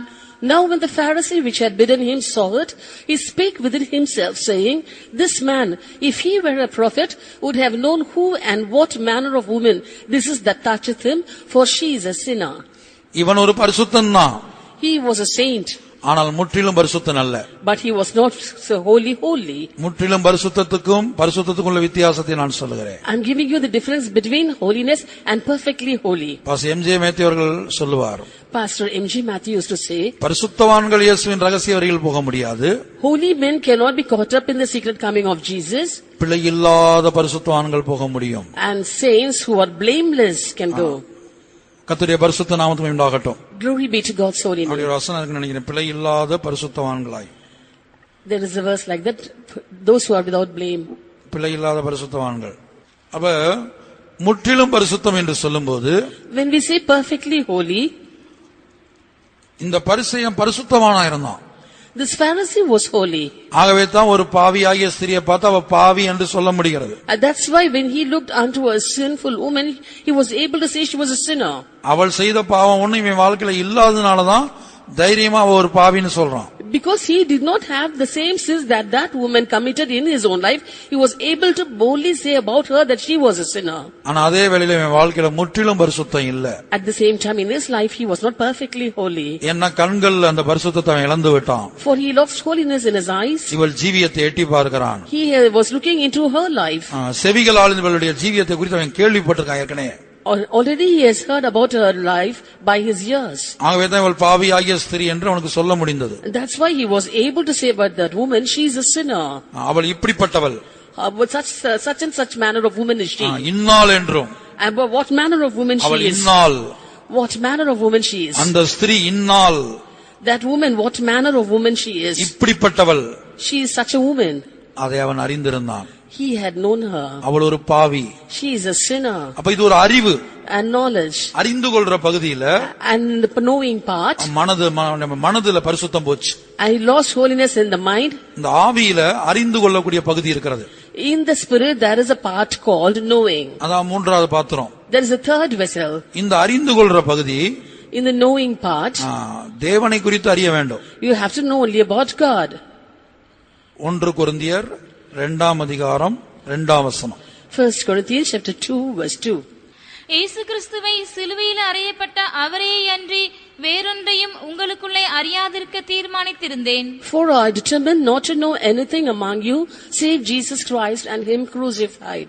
இயேசு கிறிஸ்துவை சிலுவையில் அறையப்பட்ட அவரையே அன்றி வேறு ஒன்றையும் உங்களுக்குள்ளே அறியாதிருக்க தீர்மானித்திருந்தேன். I determined not to know anything among you save Jesus Christ and him crucified. நாம் ஒரு தேவனுடைய பிள்ளையை சந்தித்தால், if we meet a child of God, அது விசுவாசியா இருந்தாலும் ஊழியரா இருந்தாலும், it might be a believer or a worker of God, அவங்களுடைய வாழ்க்கையில அவங்களுடைய கடந்த காலத்துல சிலுவையில் அறையப்பட்ட இயேசு கிறிஸ்து எப்படியெல்லாம் அவர்களை மன்னித்தார், ரட்சித்தார், எப்படியெல்லாம் பாதுகாத்தார், இப்படி ஆவிக்குரிய காரியங்களை மாத்திரம் அறிய வேண்டும். And when you meet them, you have to know about their life, the past, as to how Jesus Christ the crucified had dealt in their lives and how he had saved them. அவர்களுடைய குறைவுகள், அவர்களுடைய தோல்விகள், தற்போது அவர்கள் செய்து கொண்டிருக்கிற ஜீவியத்தில் உள்ள குற்றங்கள், குறைவுகள், இதை அறிந்து கொள்ள போகும்போது and we try to know about their shortcomings, their failures and their present lifestyle. இந்த அறிந்து கொள்ற பகுதி, இந்த தேவனுடைய ஆலயம் முற்றிலும் பரிசுத்தம். தேவனுடைய ஆலயத்தின் பிரமாணம் என்ன? ஆலயத்தின் பிரமாணத்தை குறித்து எசேக்கியேல் எழுதப்பட்டிருக்கிறது. அந்த ஆலயத்தின் பிரமாணம் எங்கும் பரிசுத்தம், மலையின் உச்சி எங்கும் பரிசுத்தம். அப்ப இந்த ஆவியில அறிந்து கொள்ற பகுதியில பரிசுத்தம் இல்ல, போய்விட்டது. இவன் அந்த ஸ்திரீ இன்னாள் என்றும் சொல்றான் பாருங்க, இன்னாள் என்றும், இப்படிப்பட்டவள் என்றும், அவள் ஒரு பாவி என்றும், இவர் ஒரு தீர்க்கதரிசியா இருந்தா அவருக்கு தெரிந்திருக்குமே, தொட விட மாட்டாரே. In the prophetical book of Ezekiel, the law of the house of the Lord is written, that is holiness everywhere on the top of the mountain, and that holy temple of God, which temple we are, in the knowing part, in the spirit, the vessel which is called the knowing part, it is corrupted itself by knowing that woman was a sinner and what manner of woman she is, but we shouldn't corrupt our mind or the knowing part in this way. Ezekiel 43:12. Ezekiel chapter 43 verse 12. ஆலயத்தினுடைய பிரமாணம் என்னவென்றால், மலையுச்சியின் மேல் சுற்றிலும் அதன் எல்லை எங்கும் மிகவும் பரிசுத்தமாயிருக்கும். இதுவே ஆலயத்தினுடைய பிரமாணம். This is the law of the house. Upon the top of the mountain, the whole limit thereof round about shall be most holy. Behold, this is the law of the house. இதைத்தான் முற்றிலும் பரிசுத்தம் என்று படிக்கிறோம். This is what we read about perfect holiness. இதைத்தான் 1 தெசலோனிக்கர் 5:23 முற்றிலும் பரிசுத்தம். This is what we read in 1 Thessalonians chapter 5 verse 23 as sanctified holy. இந்த மலையின் உச்சி என்பது ஒவ்வொரு மனிதனுடைய சரீரத்திலும் அந்த மலையின் உச்சி அவனுடைய மனதை காட்டுகிறது. The top of mountain in the body of every man shows his mind. அவனுடைய மனதில் உள்ள ஒவ்வொரு பாத்திரங்களும் பரிசுத்தமாக இருக்க வேண்டும். Every vessel in his mind should be preserved holy. தேவனுடைய ஆலயம் பரிசுத்தமாக இருக்கிறது. The temple of God is holy. அப்ப அறிந்து கொள்ற பகுதியில் பரிசுத்தம் இருந்தால், therefore if there is holiness in the knowing part, இவன் சரீரத்துல பாவம் பண்ணல, he did not commit any sin in his body. இந்த பரிசேயன் சரீரத்துல விபச்சாரமோ வேசித்தனமோ பண்ணல. This Pharisee in his body, he did not commit adultery or fornication. ஆனா அதே வேளை இன்னார் விபச்சாரி, இன்னார் வேசி என்கிற அறிந்து கொள்ற அனுபவம் அவனுக்கு இருந்தது. But at the same time, he had the knowledge of such and such people were adulterers and such people were fornicators. அப்ப அதான் அறிந்து கொள்ளக்கூடிய பகுதியில வீழ்ச்சி, அதுல பரிசுத்தம் போச்சு. That is a downfall in the knowing part, or he has lost holiness in the knowing part. அடுத்து இவன் கேள்விப்பட்டு தான் சில வேளை என்ன செய்யலாம், கேள்விப்பட்டு அறிந்திருக்கலாம். Next, by his hearing he could have come to know of such things. ஒரு இவளை குறித்து பல்வேறு மனிதர்கள் சொல்ல கேள்விப்பட்டிருக்கலாம். He could have heard many people say about this woman. அப்ப செவிகளில் பரிசுத்தம் போய்விட்டது. Therefore he has lost holiness in his ears. அடுத்து இவன் ஒருவேளை கண்களால பார்த்திருக்கலாம் சில விஷயங்களை, அவளை குறித்து அவளுடைய நடவடிக்கையை கண்களால பார்த்திருக்கலாம். He could have watched her behaviors through his eyes. அவள் எங்கே போகிறாள், எங்கே வருகிறாள், where she is going and from where she is coming. ஜெனரலா பாவம் செய்யறத பாவம் பார்க்காவிட்டாலும், generally if he didn't see her sin, அந்த ஸ்திரீ ஒரு நாளைக்கு ஒருவரோடு போகிறார். that woman was going along with another person one day. இன்னொரு ஆளு வேறொருவரோடு போகிறாங்க. And on another day she was going with another man. இத அவன் சந்தித்திருக்கலாம். He could have seen this. இத அவன் பார்த்திருக்கலாம். He could have seen it. அப்ப அவனுடைய பார்வையில பரிசுத்தம் போய்விட்டது. So he has lost holiness in his sight. தேவனுடைய வார்த்தையின்படி அப்படிதான், இதான் முற்றிலும் பரிசுத்தத்தின் அனுபவம். And according to the word of God, this is the experience of perfect holiness. முற்றிலும் பரிசுத்தம் என்று சொன்னால், when we say perfect holiness, கண்கள்ல நீ தேவையில்லை, உனக்கு தேவையில்லாத பார்க்க கூடாது. You should not see unnecessary things by your eyes. அதைத்தான் சங்கீதக்காரன் சொல்லுகிறார், கர்த்தாவே என் இருதயம் எருமாப்புள்ளதல்ல. That's what the psalmist says, Lord, my heart is not haughty, என் கண்கள் மேட்டிமை உள்ளதும் அல்ல, nor mine eyes lofty.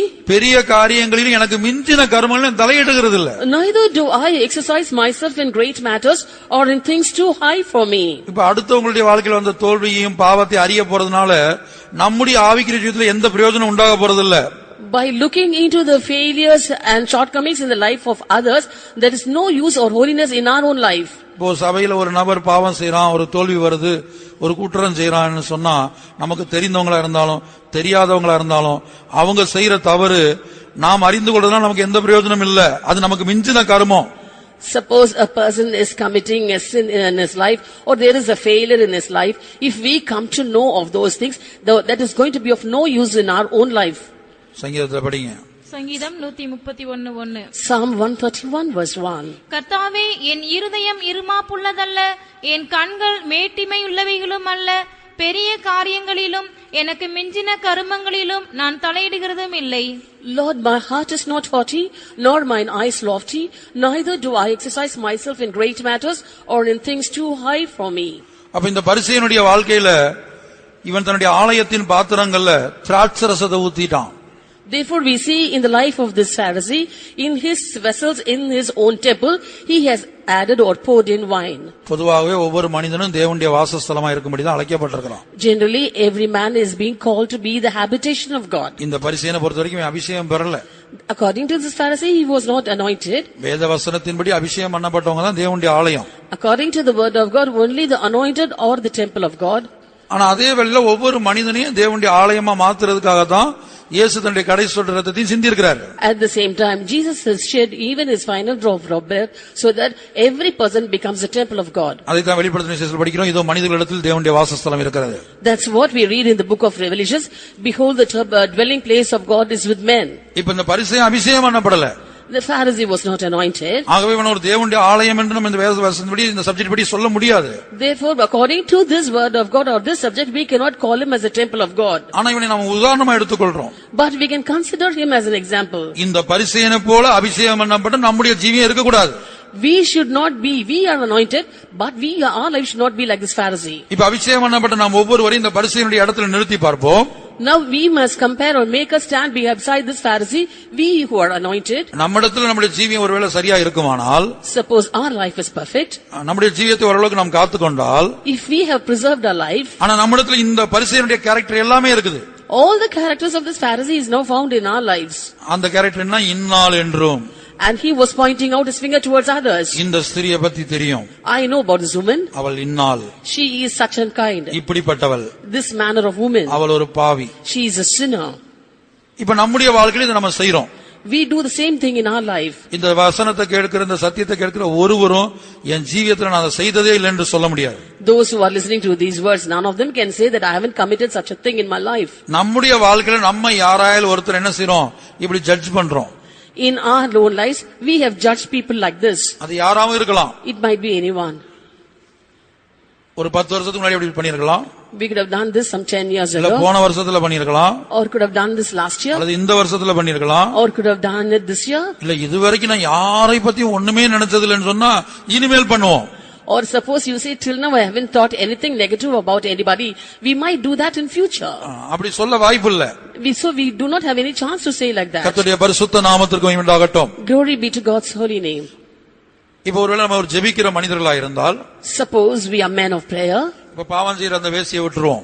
Let's leave off that adulterous woman. இப்ப நம்ம ஒரு ஜெபிக்கிற மனிதரா இருந்தால், Suppose we are men of prayer. ஜெபிக்காதவங்கள பார்த்து சொல்லுவோம். Looking at the people who do not pray, we say, இன்னால் ஒழுங்கா ஜெபிக்கிறது இல்ல. this person doesn't pray properly. ஜெபிக்கிறதே இல்ல.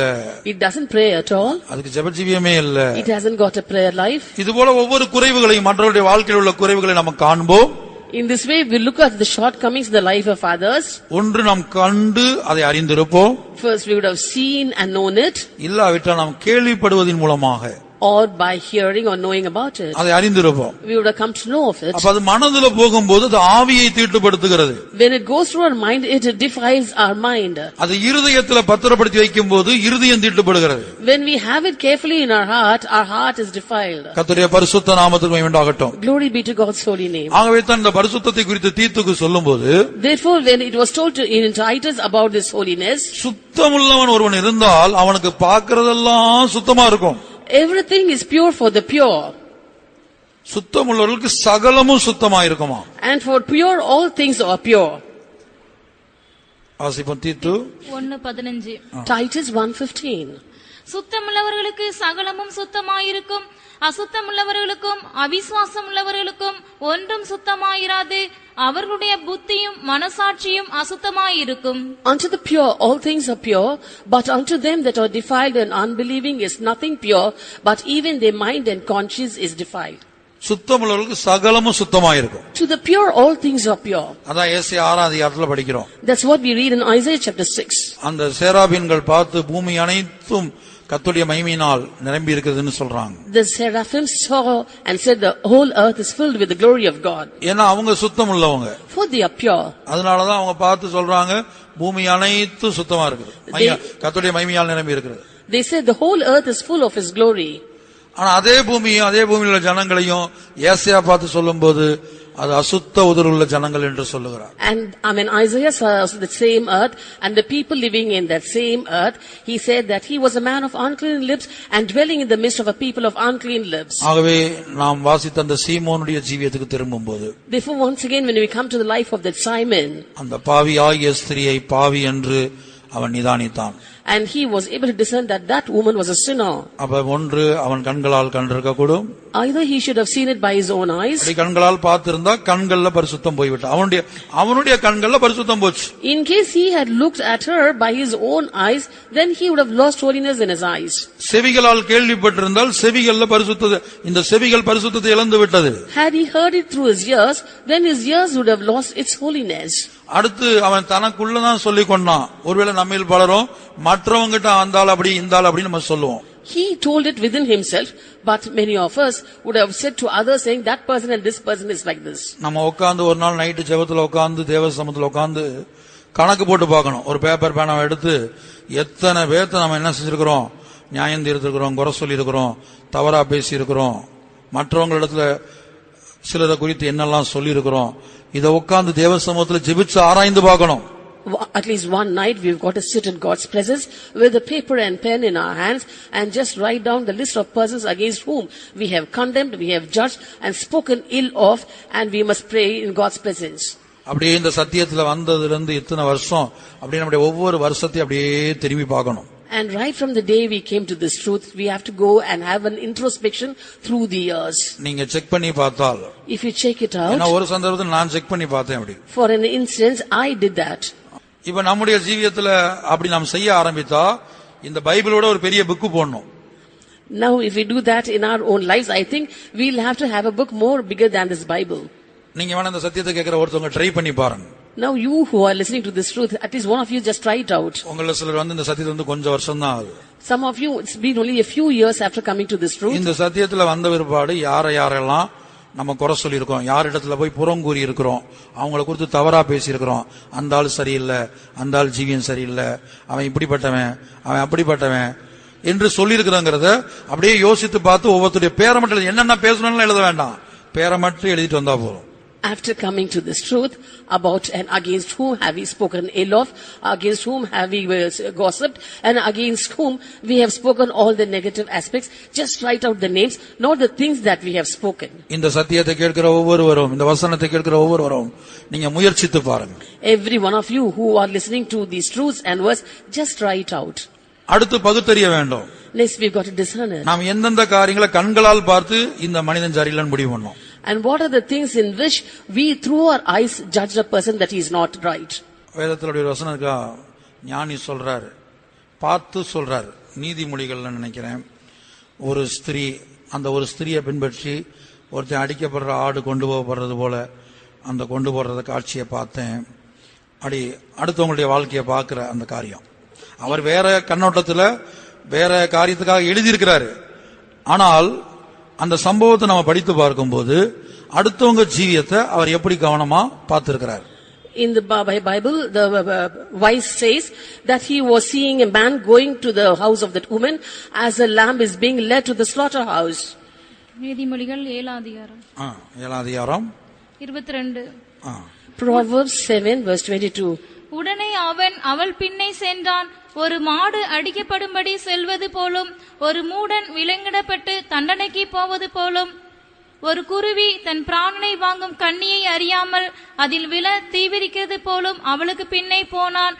அம்பு அவன் ஈரலை பிளந்தது.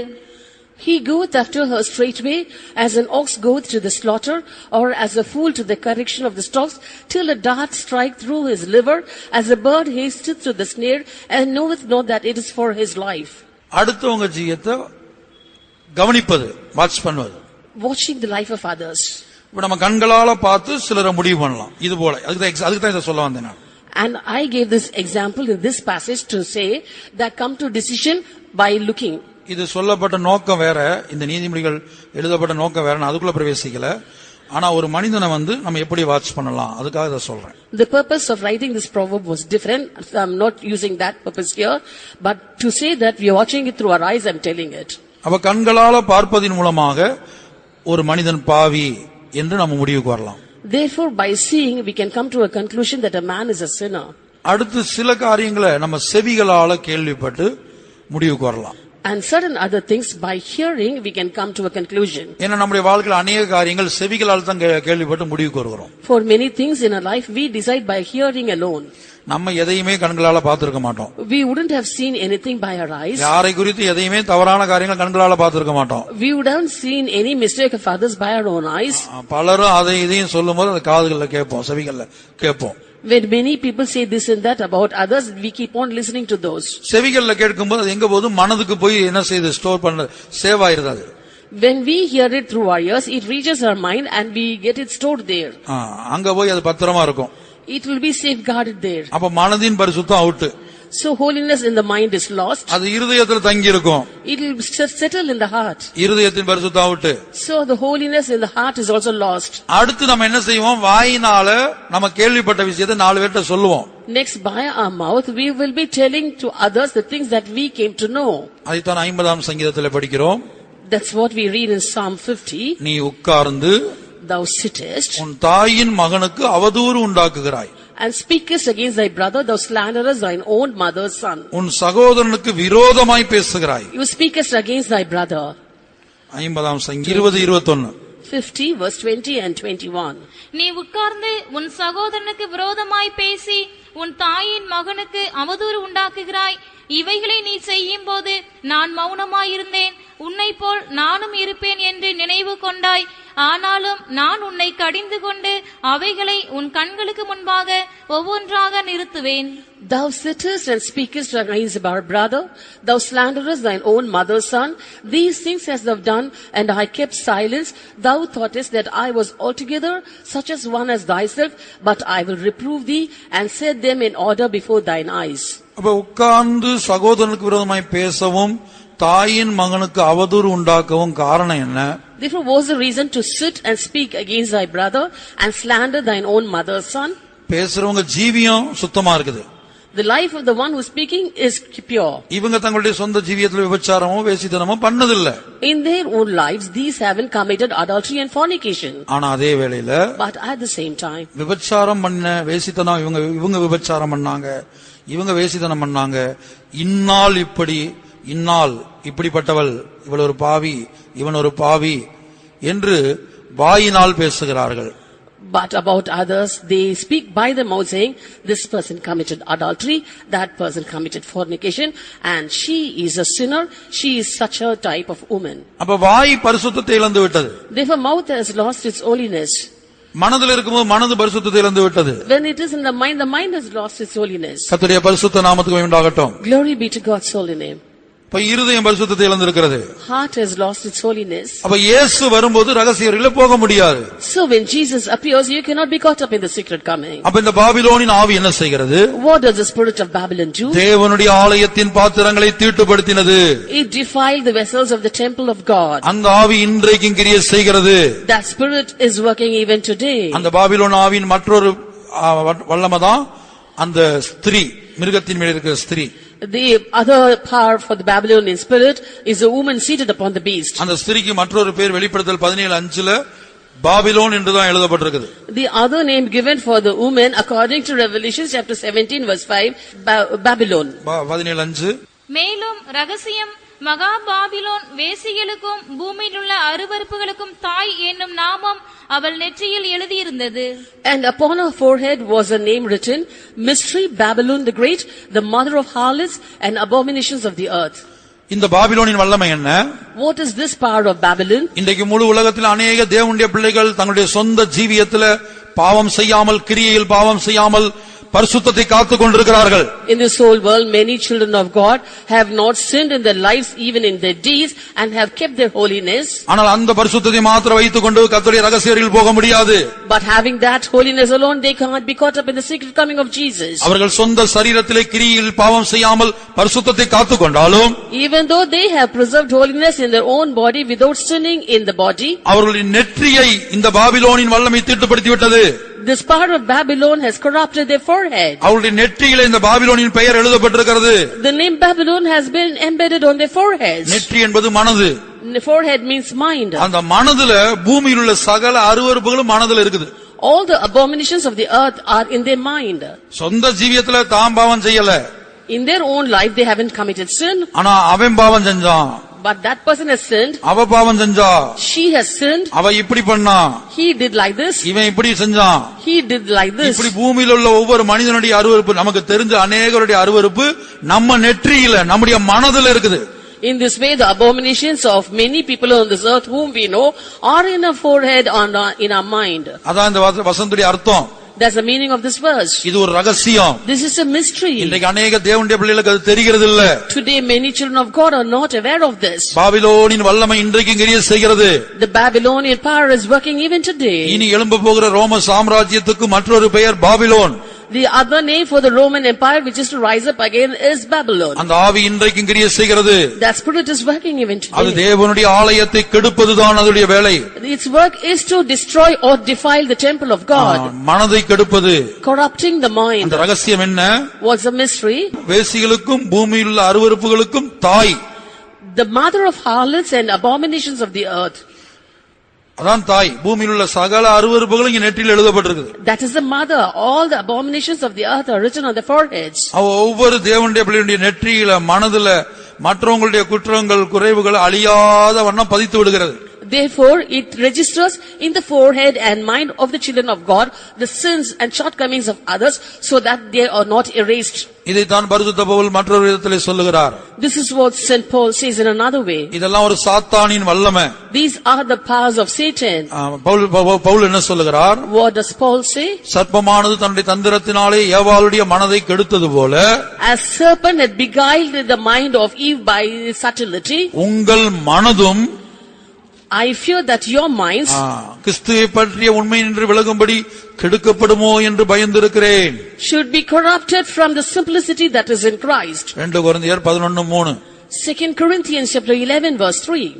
ஆகிலும் சர்ப்பமானது தன்னுடைய தந்திரத்தினாலே ஏவாளை வஞ்சித்தது போல உங்கள் மனதும் கிறிஸ்துவை பற்றிய உண்மையினின்று விலகும்படி கெடுக்கப்படுமோவென்று பயந்திருக்கிறேன். But I fear lest by any means, as the serpent beguiled Eve through his subtlety, so your minds should be corrupted from the simplicity that is in Christ. அப்ப சர்ப்பமானது ஏவாளை வஞ்சித்தது போல As the serpent beguiled Eve, உங்கள் மனதும் கிறிஸ்துவை பற்றிய உண்மையின்றி விலகும்படி கெடுக்கப்படுமோ என்று பயந்திருக்கிறேன். I fear so your mind should be corrupted from the simplicity that is in Christ. இன்றைக்கு நம்மில் பலருடைய மனதை அந்த வல்லமை கெடுத்து வைத்திருக்கிறது. Today that power has corrupted the minds of many of us. மற்றவர்களுடைய வாழ்க்கையில் உள்ள குற்றங்கள், குறைவுகள், தோல்விகள் நம்முடைய மனதிலே மறையாமல், மறைந்து போகாமல், அழிந்து போகாமல் அப்படியே இருக்கிறது. The sins, shortcomings and failures of others are registered in our mind and hardwired in our brain so that it's not being erased off. சில விஷயங்கள் நாம் கேள்விப்பட்ட விஷயங்கள் உண்மையா இருக்கலாம், சில விஷயங்கள் பொய்யா இருக்கலாம். Certain things that we have heard might be genuine and certain others might be fake. இப்ப யோசேப்பை ஒரு பாவி என்று எகிப்தில் உள்ள அநேகர் கேள்விப்பட்டிருப்பார்கள். Many people in Egypt would have come to know that Joseph was a sinner.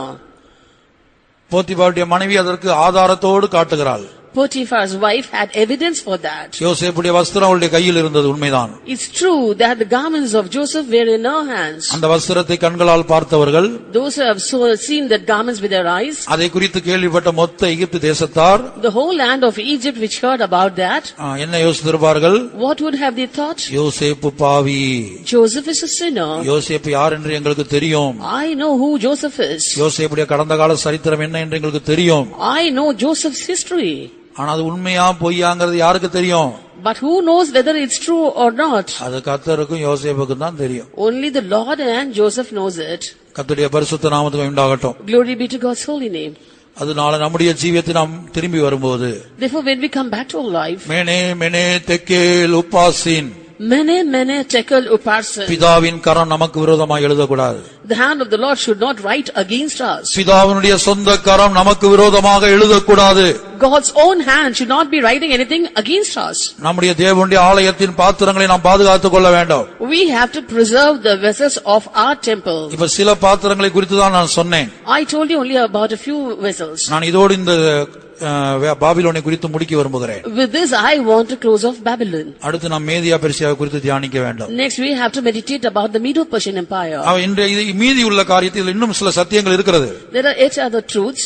ஏன்னா இப்ப பரிசேயனுடைய வாழ்க்கையில இருந்தும் இந்த சீமோனுடைய ஜீவியத்திலிருந்தும் சில அவயங்களை தான் நம்ம சில பாத்திரங்களை தான் பார்த்தோம். For from the life of this Pharisee and life of Simon we saw only a few vessels. அதுபோல கைகளால் கால்களால் பாவம் செய்வது, Similarly sinning by the hands and feet, மற்றவங்களுக்கு விரோதமாய் கைகளால் கிரியை செய்வது, working against others by our hands, மற்றவங்களுக்கு விரோதமாய் கால்களால் கிரியை செய்வது, working against others using our legs. கர்த்தருடைய பரிசுத்த நாமத்துக்கு உண்டாகட்டும். Glory be to God's holy name. அப்ப இப்படிப்பட்ட சுபாவம் நமக்குள்ள இருக்க கூடாது. We should not have such natures. இப்ப யோசேப்பு ஒரு பரிசுத்தவான் தான். Joseph was a saint பழைய ஏற்பாட்டுல. in the Old Testament period. ஆனா அவனுக்கு புதிய எருசலேமிலே சீயோனுக்கு வர முடியாது. But he cannot inherit New Jerusalem and Zion. ஏன்னா புதிய எருசலேமிலேயும் சீயோன்லயும் பிரவேசிக்கக்கூடிய ஸ்டாண்டர்டான பரிசுத்தம், அந்த முற்றிலும் பரிசுத்தம் யோசேப்புக்குள்ள இல்ல. For the standard of holiness, there is a perfect holiness required to inherit New Jerusalem and Zion was not found in Joseph. அவன் என்ன செய்தான்? What did he do? பென்யமீன் சாக்குல அந்த வெள்ளி பாத்திரத்தை போடும்படியாக சொல்லுகிறான். He asked to put the silver vessel in the sack of Benjamin. அது கிரியையில செய்கிறதான பாவம். That's a sin committed in his deeds. அவன் செய்வது அதனால பென்யமீனுக்கு ஒரு தண்டனை கொடுக்க போறதில்ல. He was not going to punish Benjamin for that. ஒரு விளையாட்டாகத்தான் அவன் செய்கிறான். He did that playfully. ஆனாலும் கூட அது முற்றிலும் பரிசுத்தம் அல்ல. But that doesn't count to perfect holiness. யோசேப்பு பரிசுத்தவான் என்பதில் மாற்று கருத்து கிடையாது. There isn't any different opinion saying when we say that Joseph was a saint. பழைய ஏற்பாட்டு காலத்திலே பரிசுத்தத்துக்காக வைராக்கியம் உள்ளவன் என்று சொன்னால் நாம் யோசேப்பை சொல்லலாம். When we count people of the Old Testament period who had zeal for holiness, we can call the name of Joseph. கர்த்தருடைய பரிசுத்த நாமத்துக்கு உண்டாகட்டும். Glory be to God's holy name. ஆனா அந்த யோசேப்பு என்ன செய்தான்? But what did that Joseph do? அந்த பென்யமீன் செய்யாத தவற அவன் செய்ததாக ஒரு சம்பவத்தை உண்டாக்குகிறான். He was fabricating a story to say that Benjamin has done something when Benjamin actually hasn't done it. தான் உண்டாக்குறது மாத்திரமல்ல, தான் செய்யற தவறுக்கு மற்றவங்களை உடன்பட வைக்கிறான். Not only did he fabricate this, but also made others to cooperate with what he did. முதலாவது கிரியையில செய்ய வைக்கிறான். First he made them to do with their deeds. இரண்டாவது இந்த தன்னுடைய வீட்டுக்கு மனுஷனை அனுப்பி, தன்னுடைய வீட்டு அந்த முக்கியமான மனுஷனை அனுப்பி, இந்த பாத்திரத்தை இப்படி நீங்க திருடி கொண்டு வரலாமா என்று அவங்க செய்யாத குற்றச்சாட்டை, செய்யாத பழிய இவங்க வாயினால பேச வைக்கிறான். First he made them to actually do the work, and second he sent some men behind those people and made them to falsely accuse him. இந்த ரெண்டு வசனத்தை மட்டும் வாசிங்க. முதலாவது வெள்ளி பாத்திரத்தை போட வைக்கிற சம்பவம். First he made the silver vessel to be put in the sack of Benjamin. ஆதியாகமம் 44:2. Genesis chapter 44 verse 2. இளையவனுடைய சாக்கின் வாயிலே வெள்ளி பாத்திரமாகி என் பான பாத்திரத்தையும் தானியத்துக்கு அவன் கொடுத்த பணத்தையும் போடு என்று கட்டளையிட்டான். யோசேப்பு சொன்னபடியே அவன் செய்தான். And put my cup, the silver cup, in the sack's mouth of the youngest and his corn money, and he did according to the word that Joseph had spoken. அப்ப இரண்டாம் வசனத்துல நாம் பார்க்கும்போது, when we read verse 2, அவன் என்ன செய்றான்? தான் கிரியை செய்தது மாத்திரமல்ல, மற்றவனையும் அந்த தவறுக்கு உடன்பட வைக்கிறான். கிரியை செய்ய வைக்கிறான். Not only did he do that work, but also made others to go as cahoots in his work. ஐந்தாம் வசனத்தை வாசிக்கும் போது, when we read verse 5, அது என் எஜமான் பானம் பண்ணுகிற பாத்திரம் அல்லவா? அது போன வகை ஞான திருஷ்டியால் அவருக்கு தெரியாதா? நீங்கள் செய்தது தகாத காரியம் என்று அவர்களோட சொல் என்றான். Is not this if it which my Lord drinketh, and whereby indeed he divineth, ye have done evil in so doing. யோசேப்பு பரிசுத்தவான் தான். Joseph is holy. இந்த சத்தியத்தை கேட்கிற நம்மில் பலருடைய வாழ்க்கையில இந்த யோசேப்பு செய்தது போல சில கிரியைகள் கடந்த நாட்களில் காணப்பட்டிருக்க கூடும். And we who are listening through this truth, in the life of many of us, we would have done things similar to that of Joseph in the past. தீமை செய்யும்படியாக அல்ல. Not to do evil. யோசேப்பு அவனுக்கு தீமை செய்யவில்லை. Joseph did not think to do evil to him. ஆனால் இந்த கிரியை, இப்படிப்பட்டதான நடக்கை, இப்படிப்பட்டதான பேச்சு ஒரு முற்றிலும் பரிசுத்தவானாய் மாற வேண்டியவனுக்கு அழகல்ல. But such deeds and such talk becometh not for a person who has to become perfectly holy. ஆகவே தான் யோசேப்புக்கு புதிய எருசலேமுக்கோ புதிய சீயோனுக்கோ பிரவேசிக்கக்கூடிய அளவுக்கு அந்த முற்றிலும் பரிசுத்தம் இல்ல. Therefore Joseph did not have the perfect holiness needed to inherit New Jerusalem and Zion. அவனுக்கு புதிய வானத்துல தான் பிரவேசிக்க முடியும். He can inherit only new heavens. இந்த சம்பவத்தோடு நம்முடைய ஜீவியத்தை நாம் ஒப்பிட்டு பார்க்கும்போது, when we compare our life with this incident, நம்முடைய கிறிஸ்தவ வாழ்க்கையில, நம்முடைய ஆவிக்குரிய வாழ்க்கையில இதுக்கு ஒப்பான வேறு பல காரியங்களை நம்ம செய்திருக்கலாம். In our Christian life and in our spiritual life, we could have done something else similar to this. விளையாட்டாய் செய்தேன். I did that playfully. வேதத்துல அப்படியே நீதிமொழிகள் வசனம் இருக்குது. ஏதாவது ஒரு காரியத்தை பேசிட்டு நான் விளையாட்டை சொன்னேன் அப்படி என்று சொல்லாதே. And doing something or do not say it's for fun's sake. கர்த்தருடைய பரிசுத்த நாமத்துக்கு உண்டாகட்டும். Glory be to God's holy name. நம்முடைய ஆவி, ஆத்தும, சரீரம் முற்றிலும் பரிசுத்தமாக்கப்பட வேண்டும்.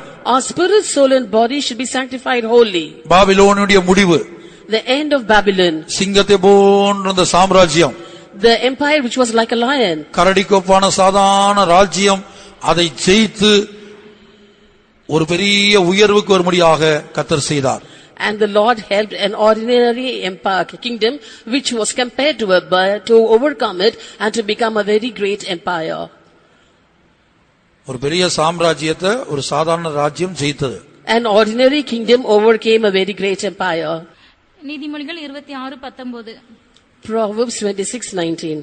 அப்படியே தனக்கடுத்தவனை வஞ்சித்து நான் விளையாட்டுக்கல்லவோ செய்தேன் என்று சொல்லுகிற மனுஷனும் இருக்கிறான். So is the man that deceiveth his neighbor and saith, am not I in sport?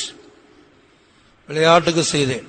I just did it for fun. கர்த்தருடைய பரிசுத்த நாமத்துக்கு உண்டாகட்டும். Glory be to God's holy name. இப்படிப்பட்ட சுபாவம் எல்லாம் இதெல்லாம் அதாவது திராட்சரசம், பரியாசம் செய்யறது. And this is scorning, that is wine. விளையாட்டுக்கு பேசினேன். I said it for fun. சும்மா சொன்னேன். Just for it I said. இப்படி பல்வேறு காரியங்கள்.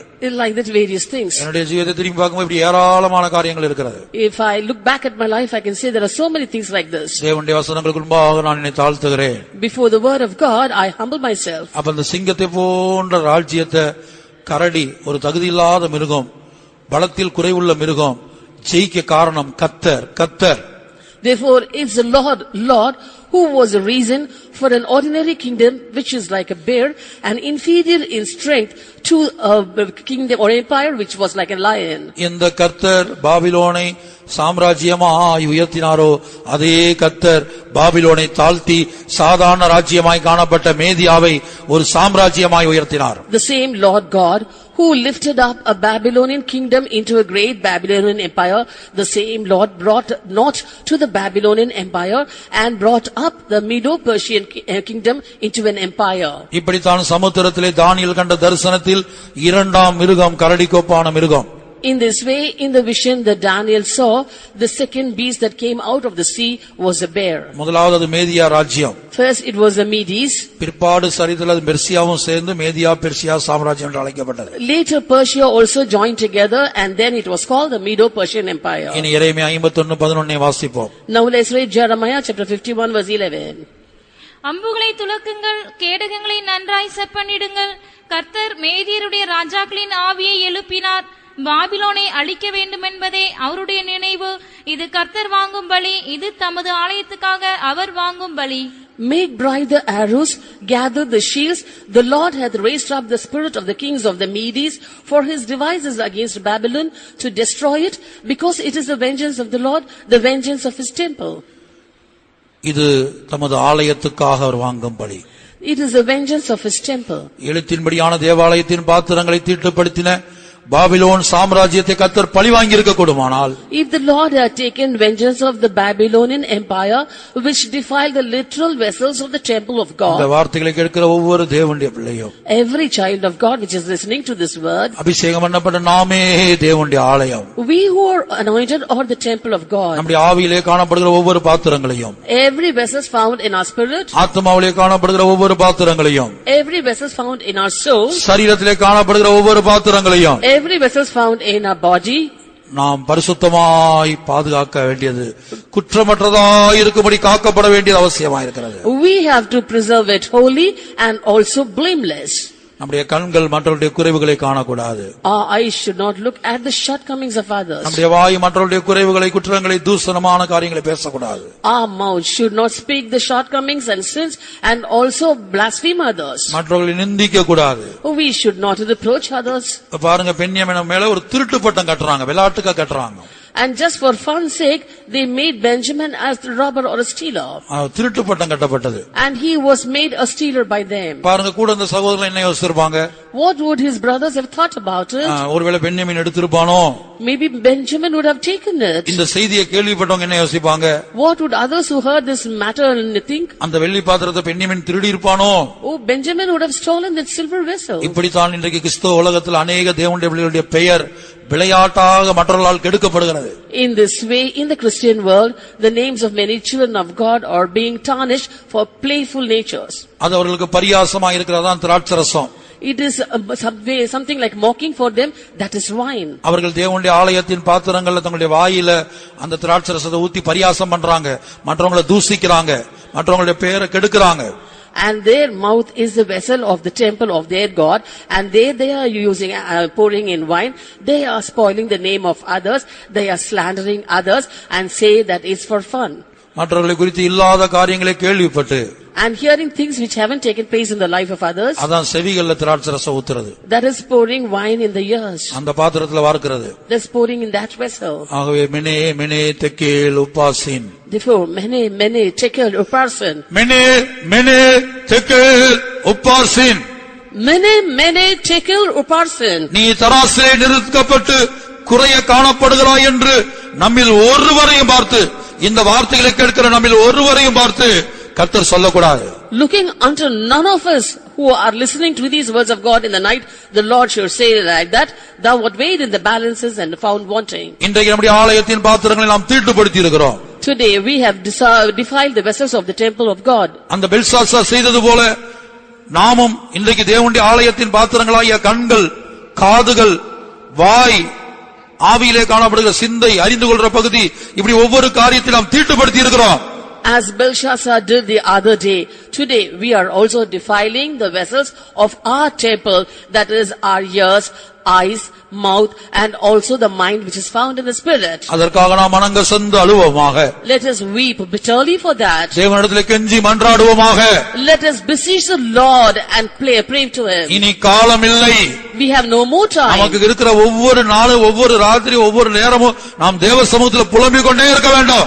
Every day and every night we have or we get, we've got to mourn and lament in God's presence. வருத்தப்பட்டு அலறிக்கொண்டே இருக்க வேண்டும். We have to cry aloud in pain. ஒரு ஜெயம் கொண்ட ஆண் பிள்ளையை பெற்றெடுக்கும்படியாக வருத்தப்பட்டு அலற வேண்டிய ஒரு காலகட்டத்தில் நாம் வந்திருக்கிறோம். We have come to a stage where we have to cry aloud in pain to bring forth a victorious man child. கர்த்தருடைய பரிசுத்த நாமத்துக்கு மகிமை உண்டாகட்டும். Glory be to God's holy name. அடுத்து அந்த பாபிலோனின் முடிவை குறித்து நாம் படிக்கும்போது, next when we read about the end of the Babylonian Empire, தானியேல் அந்த சாம்ராஜ்யத்தின் வீழ்ச்சிக்கு சொல்லக்கூடிய மற்றொரு காரணம், another reason told for the downfall of the Babylonian Empire, ஜீவனுள்ள தேவனை நீ புகழவில்லை.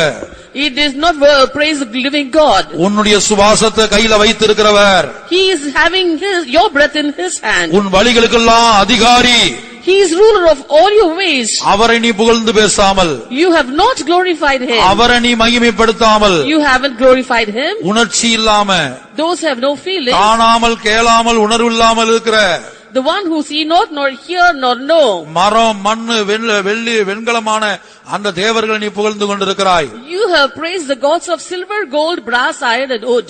நம்முடைய வாழ்க்கையில, in our life, நம்முடைய படித்த படிப்பு, our education, வாங்கி வைத்திருக்கிற பட்டங்கள், the degrees we have received, பதவிகள், our posts, ஆஸ்திகள், our riches, பேரு புகழ் அழகு சரீர அழகு, our name, fame and beauty, இப்படிப்பட்ட எத்தனையோ காரியங்கள் இன்றைக்கு புகழ்ந்து பேசிக் கொண்டிருக்கிறோம். in so many things are we taking pride. அதை மகிமைப்படுத்திக் கொண்டிருக்கிறோம். We are glorifying that. எனக்கு இத்தனை லாங்குவேஜ் தெரியும், I know so many languages, மற்றவங்களை காட்டிலும் எனக்கு நல்ல ஞானம் உண்டு, I've got more wisdom than others, அதிகம் படித்திருக்கிறேன், I'm better qualified, எனக்கு மற்ற நிறைய திறமை இருக்குது, I've got many abilities, நிறைய பணம் இருக்குது, I've got much money, பட்டங்கள் பதவிகள் ஸ்தானங்களை புகழ்ந்து கொண்டிருக்கிறார்கள். and they are taking pride in the degrees, qualifications and positions. தேவனை மகிமைப்படுத்த வேண்டும். You got to glorify God. நம் ஒவ்வொருடைய சுவாசமும் அவருடைய கையில் இருக்கிறது. The breath of every one of us are in his hands. நேற்றைக்கு இருந்த எத்தனையோ பேர் இன்றைக்கு இல்ல. Many people who were here yesterday are not found today. பாருங்க, இப்ப நேபாளத்துல வந்தது நிலநடுக்கம். There was an earthquake in Nepal கடந்த வாரத்துல, in the last week. 2-3 நாட்கள் இருக்குன்னு நினைக்கிறேன். I think 2 or 3 days ago. நேபாளத்துல நிலநடுக்கம் வந்தது. There was an earthquake in Nepal. அதிகாரப்பூர்வமான எண்ணிக்கை 4000 தாண்டியாச்சு மரித்தவங்களுடைய எண்ணிக்கை. Officially the death toll has crossed 4,000. அதிகாரப்பூர்வமான எண்ணிக்கை 4000 பேர். Officially the death toll crossed to 4,000. தமிழ்நாட்டுல இருந்து சுத்தி பார்க்க போனவங்க எல்லாம் காணோம், செத்து போனாங்களா என்னன்னு தெரியல. Many people who had gone from Tamil Nadu for sightseeing or missing there do not know whether they are dead or alive. கர்த்தருடைய பரிசுத்த நாமத்துக்கு உண்டாகட்டும். Glory be to God's holy name. ஒவ்வொரு நாளும் நம்முடைய சுவாசம் அவருடைய கையில் இருக்குங்கிற அறிவு வேண்டும். We need to have a knowledge every day that our breath are in his hands. ஒவ்வொரு மனிதனும் ஒவ்வொரு விதத்துல மரித்துக் கொண்டிருக்கிறான். Every man dies in a different way. இன்றைக்கு என்னுடைய சுவாசத்தை கர்த்தர் வாங்கி விட்டால், Today if the Lord takes back my breath, நாளைக்கு என்னுடைய ஊழியங்களை நான் செய்ய முடியாது. Tomorrow I cannot do my ministry. எதுவுமே என்னால செய்ய முடியாது. I can do nothing. ஜீவிக்கவும் முடியாது, ஊழியம் செய்யவும் முடியாது. I cannot pray nor do the ministry. மன்னிப்பு கேட்க முடியாது. I cannot ask pardon. ஒப்புரவாக முடியாது. I cannot get reconciled. தாழ்த்த முடியாது. I cannot humble. அன்பு செலுத்த முடியாது. I cannot love. கீழ்ப்படிய முடியாது. I cannot obey. ஒப்பு கொடுக்க முடியாது. I cannot yield. ஒன்றும் செய்ய முடியாது. I can do nothing. தானியேல் சொல்லுகிறான், Daniel says, நம்ம எல்லாருடைய சுவாசத்தையும் உன்னுடைய சுவாசத்தையும் எல்லாருடைய சுவாசத்தையும் கையிலே வைத்திருக்கிறவர். He is the one who has the breath of every one of us in his hands. நம்முடைய வழிகளுக்கெல்லாம் அதிகாரி. He is the ruler of all our ways. இன்றைக்கு நம்முடைய வழிகளுக்கெல்லாம் ஒரு அதிகாரியா இருக்கிறாரா? Today is he the ruler of all our ways? என் சுவாசத்தை அவர் கையிலே வைத்திருக்கிறார். இன்றைக்கு இப்போது நான் பேசிக் கொண்டிருக்கும் போதே வாங்கி விட்டால் அவ்வளவுதான். He has my breath in his hands right now. The moment now when I am speaking, if he takes it back, that will be my end. ஆகவே நாளைக்கு நான் தாழ்த்துவேன். So tomorrow I'll humble myself. நாளைக்கு மன்னிப்பு கேட்பேன். Tomorrow I'll ask pardon. நாளைக்கு ஒப்புரவாவேன். Tomorrow I'll get reconciled. நாளைக்கு கீழ்ப்படிவேன். Tomorrow I'll obey. நாளைக்கு இதை செய்வேன் Tomorrow I'll do this. என்று ஒருபோதும் சொல்லாதிருப்போமாக. Never should we postpone like this. நாளைய தினம் நம்முடையதல்ல. Tomorrow is not ours. நாளைய தினம் நம்முடையதல்ல. Tomorrow is not ours. நம்முடைய சுவாசத்தை அவருடைய கையிலே வைத்திருக்கிறார். He has in his hand our breath. நம்முடைய கண்களுக்கு முன்பாக எத்தனையோருடைய சுவாசத்தை அவர் வாங்கி விட்டார். Before our eyes we have seen he has taken back the breath of many. அந்த பயத்தை தேவனிடத்திலிருந்து பெற்றுக்கொள்வோமாக. Let's receive that fear from the Lord. அந்த வெளிப்படுத்தலை தேவனிடத்திலிருந்து பெற்றுக்கொள்வோமாக. Let us receive that revelation from God. இன்றைக்கே பூரணத்துக்காக தவிக்க வேண்டும். Today itself we have got to groan for our perfection. இன்றைக்கே புலம்ப வேண்டும். We have to mourn today. இன்றைக்கே கண்ணீர் விட வேண்டும். Today we got to shed tears. இன்றைக்கே நம்முடைய இருதயம் உடைய வேண்டும். Today our heart should break. இன்றைக்கே தாழ்த்த வேண்டும். Today we should humble. புனராவினில் ஜீவித்தோ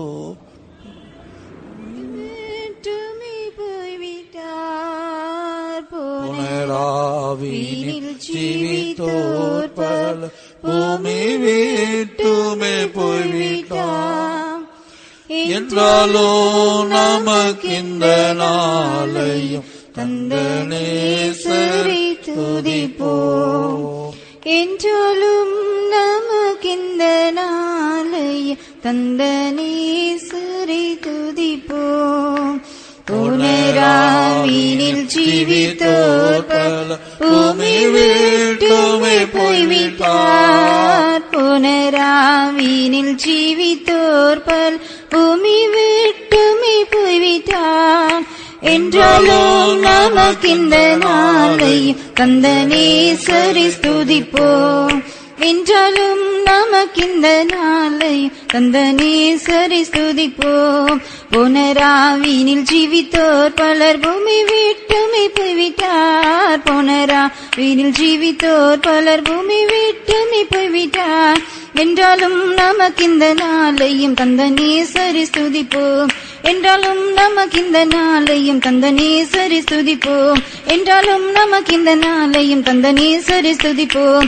என்றாலும் நமக்கிந்த நாளையும் தந்த நேசரை ஸ்துதிப்போம்.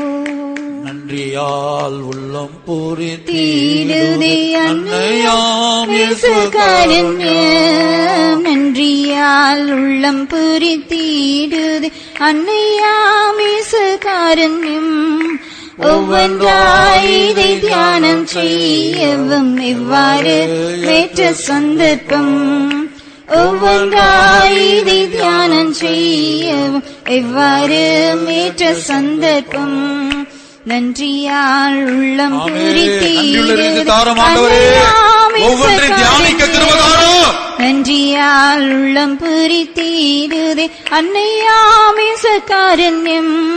ஒவ்வொன்றாய் இதை தியானம் செய்யவும் எவ்வாறு ஏற்ற சந்தர்ப்பம். ஒவ்வொன்றாய் இதை தியானம் செய்யவும் ஏற்ற சந்தர்ப்பம். ஒவ்வொன்றாய் இதை தியானம் செய்யவும் எவ்வாறு ஏற்ற சந்தர்ப்பம். கர்த்தருடைய பிள்ளையே, Dear child of God, அந்த பெல்சாத்சாரை போல மரமும் மண்ணும் பொன்னும் வெள்ளியும் வெண்கலமான அந்த உருவங்களை, உணர்வற்ற உருவங்களை மகிமைப்படுத்த வேண்டாம், புகழ வேண்டாம். let us not praise and glorify the lifeless gods of wood, silver, gold, mud and stubble. தேவனுடைய பிள்ளைகள் யாரும் இப்படிப்பட்ட விக்கிரகங்களை புகழ்வதில்லை. Children of God do not worship or praise such idols. பெந்தோஸ்தே ஜனங்கள் யாரும் விக்கிரகங்களை புகழ்ந்து பேசுவதில்லை. Pentecostal people do not praise idols. நம்முடைய ஜீவியத்திலே காணப்படுகிற விக்கிரகம் என்ன? Which is the idol found in our life? அது பணமாயிருக்கும். It might be money. என்ன விக்கிரகம் என்றால் பொருளாசை.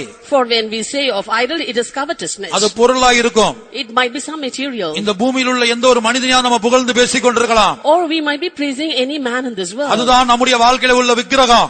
That is the idol in our life. நாம் படித்த பட்டங்களை, Our degrees that we have இந்த done. உலகத்தில் நமக்குள்ள ஸ்தானங்களை, The positions that we occupy in this நீங்கள் world. பார்க்கிற வேலை, உத்தியோகம், Your job and occupation. நீங்க சம்பாதித்த சம்பாத்தியம், Your earnings. நீங்க வாங்கி வைத்திருக்கிற சொத்துக்கள், The riches that you have earned. நீங்கள் கட்டி வைத்திருக்கிற கட்டடங்கள், The buildings that you have built. நீங்க வாங்கி வைத்திருக்கிற வாகனங்கள், The vehicles that you have got. அதை புகழ்ந்து கொண்டிருக்க வேண்டாம். Do not praise that. அதை உயர்த்தி கொண்டிருக்க வேண்டாம். Do not be speaking highly about அதை that. பெருமையாய் பேசிக் கொண்டிருக்க வேண்டாம். Do not be bragging about that. உயர்த்தப்பட வேண்டியவர் கர்த்தர் ஒருவர் மாத்திரமே.